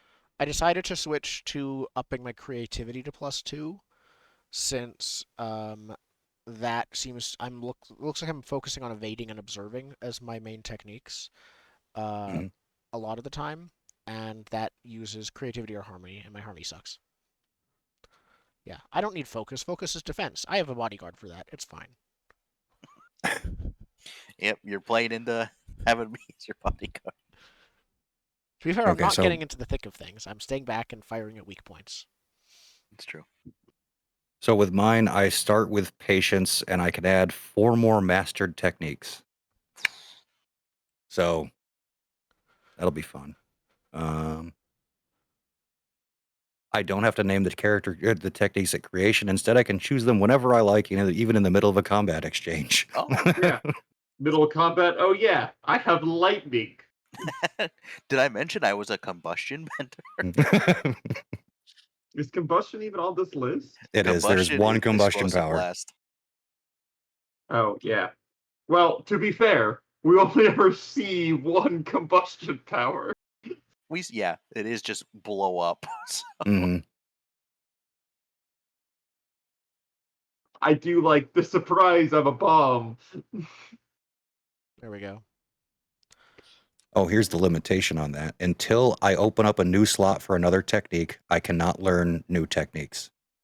When you shift your humility from center to +1, +2, or +3 for the first time, that's what opens up the slots. Oh, shifting your center? Yeah, I have to go like straight into humility in order to have more techniques. Huh. Oh, okay. I switched up my techniques, so basically my character has mastered seeking vulnerabilities and learned breaking vulnerable equipment. So those should combo well together. Versus, I'm not intending to PvP you. Yeah, no, my combat move selection is anticipate where they are, punch them in the face. That's the whole technique. You have fire. Sucker. No, it doesn't matter. I'm just gonna punch him in the face. Oh, Like the flavor is that it's a fire-powered punch, but also it's not a fire-bending technique. The end of the day, it is fist meet face. Mm-hmm. That's fair. Okay. Also, as a heads up, my seek vulnerabilities isn't just physical vulnerabilities. The next time you inflict a condition or fatigue on them, you may also shift their balance. If you know what their principle is, you can mark a fatigue to shift their balance again. Mm-hmm. So part of from my read of this, part of portraying the NPCs is sort of alluding to what their balances are. Yeah. And there are moves that can unlock and just tell you what they are. This feels like it could be used for social combat since it's vague enough, the techniques. Oh yeah, definitely. Not maybe not the bending techniques, but the universal ones specifically. I'm just really into the rock paper scissors setup in general. Yeah. I loved it in Mouse Guard. It's great in Torchbearer. It's a little bit overcomplicated in Torchbearer, honestly, but yeah, I'm really excited to see how it plays in a Power of the Apocalypse scenario. I agree. So is there anything else that we actually need to sort out about our world? I don't think so. We'd probably want to know if there is even a front line in the war. And where that is. And generally where that is. It's probably like moving back and forth a bit. But To it the would be high-res past my city-state, obviously, but it would, I assume, still be pretty early on in the Earth Kingdoms, if it's this early in the war. Oh, you know, Well, oh no. where Republic City is, which is in, I think on the map we have, it's Tianha and it's in Yue Bay. That's where I made mention of it before. A Fire Nation colony was in the Earth Kingdom. That's where Yeah. that was. So yeah, they could be. Honestly, they could be anywhere from there up to like the mountains there to the west of Ba Sing Se. Is this the normal map or the high-res map? The untitled map. Okay. And the Yue Bay? Yeah, right there. Yeah, it would make sense if they did like the air nomad massacres, right? They would like probably push this way. Yeah. Yeah, so they would have a foothold somewhere like in the Sky Peak Mountains, probably, because they went after the Northern Air Temple. I assume if they went Yeah. after the air temples, they probably would have started with, like, because there's the Eastern Air Temple way over there. They probably started with, like, ship strikes from boat. Mm-hmm. Yeah. Simultaneous. Like, I assume the air nomad and air temple attacks all already happened. Yeah, and I don't know, that story bugs me a little they bit did a because simultaneous strike across like the globe, basically. well, because not only did they hit the air temples all at the same time, they tied up the other nations with military engagements. Yeah, like how were they capable Sozin's comment. of having that much military? And being able to wipe out every airbender. Like they're named air nomads, right? They're not necessarily in the same place. True. Yeah, that's true. That always bugged me a little bit. But I mean, it makes the show work, right? So. Yeah. But also, the show comes from a perspective of 100 years after that. Yeah, they could have been wiped. I still think that is the local lore of what happened. So from everyone's perspective, it seemed like an overnight attack. Mm-hmm. That does not mean that they weren't hunting them for the next 30 years. Yeah, right. I'm sure that's true. Because they wanted just the Avatar, but they know the Avatar didn't die. There's so like, many the different big thing didn't happen. The people they were trying to take out that have that same thing, of where all the other chosen ones were killed, but there's still a few left. So what the Fire Nation was really trying to do with the coordinated strike was take out every 11-year-old. Yeah. This was a child massacre, not a air nomad massacre. They wouldn't prioritize them as much if they weren't around the right age. Right. So there's some actually iffiness with that. If they might not know for sure that the Avatar is born immediately. I don't know if that's ever explicitly stated. They know that. They know. Yeah. They know, okay. because it's like as soon as the one Avatar dies, the next one is born. Yeah, we find out in, I think, book 2 of the regular show, when they go for, like, the solstice on Riku, that it's like, Riku dies, Aang is born. It is one continuous we saw that scene. as a vision from, like, Roku. We don't know if the Fire Nation knows that, if that makes sense. The Fire Sages know that. Yeah, the Fire Sages who were working with the Fire Nation. That's fair. Then yeah, so they probably. Oh. It is strange that they would prioritize the airbenders that much. Then they knew it was air. There's a cycle. No, when they would prioritize the air, like if there were people who weren't 11 years old, why would they go out of their way to hunt them down? Oh, I mean, most of them are going to stand in front of an 11-year-old. That's true. That's very true. Yeah. I just meant the ones that survived, but we'll figure it out. It's also wherever the Avatar is, they don't want to have an airbender teach them. That's true. Right?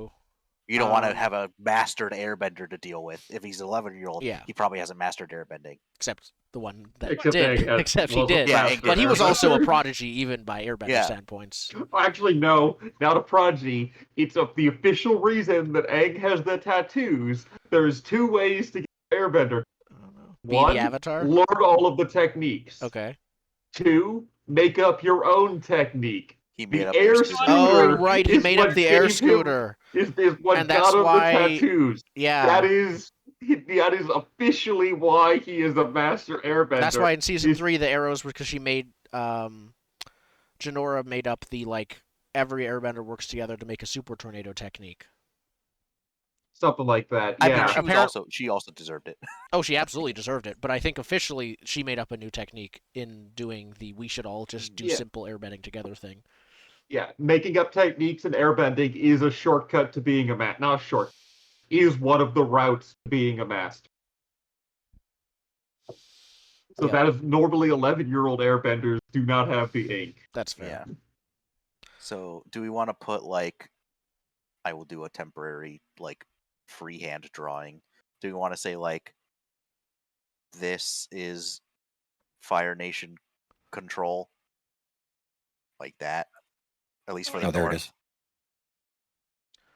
I think that makes sense. I think that's a good, like, they're going to be pushing back. The Fire Nation took a lot of territory, but I suspect it was more, again, if you think of a real world Blitzkrieg thing, they took a lot of territory early on, and then things have significantly slowed down since. Yeah, they probably took a lot of territory during the Comet, and then, like, because the Earth Kingdom held out for 100 years until... And, like, by the time we get to the Aang era, the Earth Kingdom is, like, there's Fire Nation everywhere. They don't rule it, but they're kind of, there's nothing stopping the Fire Nation from just going into the Earth Kingdom anymore. There's no actual unified defending force, because the Earth Kingdom isn't very unified. But it makes sense that it would take them forever to actually create some kind of united army. Yeah. Okay, so since I'm up first, I have a basis question. We are episode 1 happened. Are we completely out of the prison, or did we want to see the prison break in like the first episode, the first play episode? I'd say we're outside of the prison, but still like within the city, Yeah. just outside wherever. I agree. Like, we're still near the prison. We're like, alarms are ringing in the distance still. Or maybe we just got on a boat to try and start sailing, like, through the islands in a way. But I don't think I want to say specifically where we are or aren't, because I think that's a bit too restrictive in my opinion. I was actually about to ask if anybody had any strong opinions on where we'd like to start, because I don't care. No, not really. I think it's more about what we encounter than where on the map we are. Okay. Then yeah, I think we got ourselves a game. Perfect. Sweet. Next week, are we all available to begin it? We can start next week. We can do that little side thing for a couple weeks if we want to, like, hash out things so we don't step on each other. Like, I'm claiming, Wan Shi Tong's library or whatever. I'm good to start immediately if everyone is. There is not anything specific I want to play. The things I was throwing out were things we could play while we waited if you were not up for it immediately, Zen. Okay. I want to give everyone as much prep time as possible, because I realize we're not all always in the chair. Yeah. Mine's gonna be a blank page because I'll be doing the climax, so I'm very much gonna be I'm not gonna be planning anything until partway during the second last arc, basically. Yeah. I'm gonna, because I'm not going first, I am going to set up like a big framework for the Underground Pie Show arc. And I'm gonna try to set it up so there's like nebulous points at the beginning and the end, so I can put it in as necessary, but I also want to play a couple sessions to be able to see like what kind of elements are important to like build into it. Are we all fighty enough that I need to have like enforcers, or what do I need to build into the little pie show arc? And that's going to be a very isolated arc. Like, it's going to all be on the tournament grounds. Well, we can also use the fight things to, like, again, non-combat combat with the system. We can just use the exchange rules to play pie show. Yeah, I was also thinking that too. How do I simplify pie show? The stance moves, powers, like, not necessarily your combat technique, but how to use stance moves to power the pie show game. Yeah. And I am currently considering city or town building. Hey, we're getting together with our little plane gang to make sure our little village is okay. I don't know if it'll go that direction. If it does, that's my old goal. Okay. Yeah. I like the idea of, especially because you mentioned boat, like having an arc where like we take the boat out for something and then like we need to do something with the boat. like fix the boat or something like that. I don't know. Like I'm also fine with like totally scrapping that because I have You no want to idea. do Trouble on the High Seas? I was gonna Is say that your trapped on an section? island. Are we doing a Survivor? Ooh, arc? I want something high Ooh. seas based Trapped. because The I easiest will way be to the make that Earthbender, not happen. in the game. I was gonna say Survivor, but we're trapped with like the villain who was chasing us, but we're both stuck together on the same island or something. Oh, that's Sounds cool. If you want that to happen, there's an easy way to do it. Just How? make it. Just make it happen. Just. So you're Well- out on the high seas. So yeah, I envision the start of each arc being like the GM reads like 2 paragraphs of some stuff that happened off camera, and now you're here. Yeah. Deal with it. You Yeah. know? I would ask for some like. I want to meet halfway in terms of character believability. Like, I will try to twist my character to fit each thing, but I would also partly like the things twisted to fit the characters, the situations. Do we want to like just have like a list of flags like, hey, I want to feature this kind of thing Yeah, that's a for the good next idea. couple of sessions? I'll write that down on my character, and we'll put that on like the Google Doc that we make then for like shared GM things. Yeah, that way everybody can be like, this is a thing that I want to engage in, and the GM can find a situation in which that thing can come up. Yeah. All right. Yeah. Then I think we're good. We Yeah, are exactly on the dot for finishing. Yeah. If anybody has stuff they want featured in the first episode by Wednesday, please. No, Yeah. I'm just gonna. I have enough of the 15 minutes character. before we start next week. No. No. I want to have a pet dragon. I mean, again, dragons were around now. Like, this is the time. Yeah. Exterminating air This is when nomads, Sozin exterminating started fighting dragons. them. Like, extermination seems to be a hobby of the Fire Nation during this Yeah. time. No, it's not. These liberal eyes. Speaking of like, I want a pet dragon out of nowhere.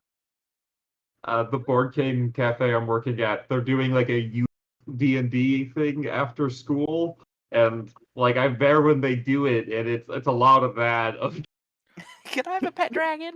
Just like out of left field, and just like watching the girl who's running it it really explains a lot of what I don't like about the premise to be anything, but the game doesn't anything. Yeah, there's a lot of. Is it noob traps or something in role-playing games? Just like new players tend to do things like that because they're still finding their bearings and also are very excited about being able to do things like that, hypothetically. Yeah, it's just very interesting. Yeah, I didn't actually know you worked at a board game cafe. How different is it from working at a normal cafe except for the board games? I mean, I just do the bar. Like we have a full bar, and I just run that part of it. That works. But like we have like 1,000 board games or something silly. If anyone's in the tri-state area, there are more than one board game cafe in Philly. The doof is gonna come for you now. Yeah. Bidoof? Did you say what? The doof, Dr. Doofenshmirtz. Oh, okay. But yeah, if we're ready for start next week, I will cobble together some nonsense and we'll see where it goes. I love cobbled together nonsense. Yep. Okay. We'll be back then. That's what all Red Markets was for me. Cobbled together nonsense. I'm just very glad I found a game theme for my character that does not crash the lore too much. We're just gonna start like basketball. I wasn't sure if I just wanted sports or game or something. I wanted to have like a side hobby that was more important than the main thing. Yep. I'm glad it works, and I think Pie Show is a good one. Pie Show's good. Yep. Okay. We will be back next week then with Pie Show Adventures. I'm not calling it that. We need a better We'll figure name. out the name over time. But I need to have it ready for next week. Anyways, bye. Bye. Yep.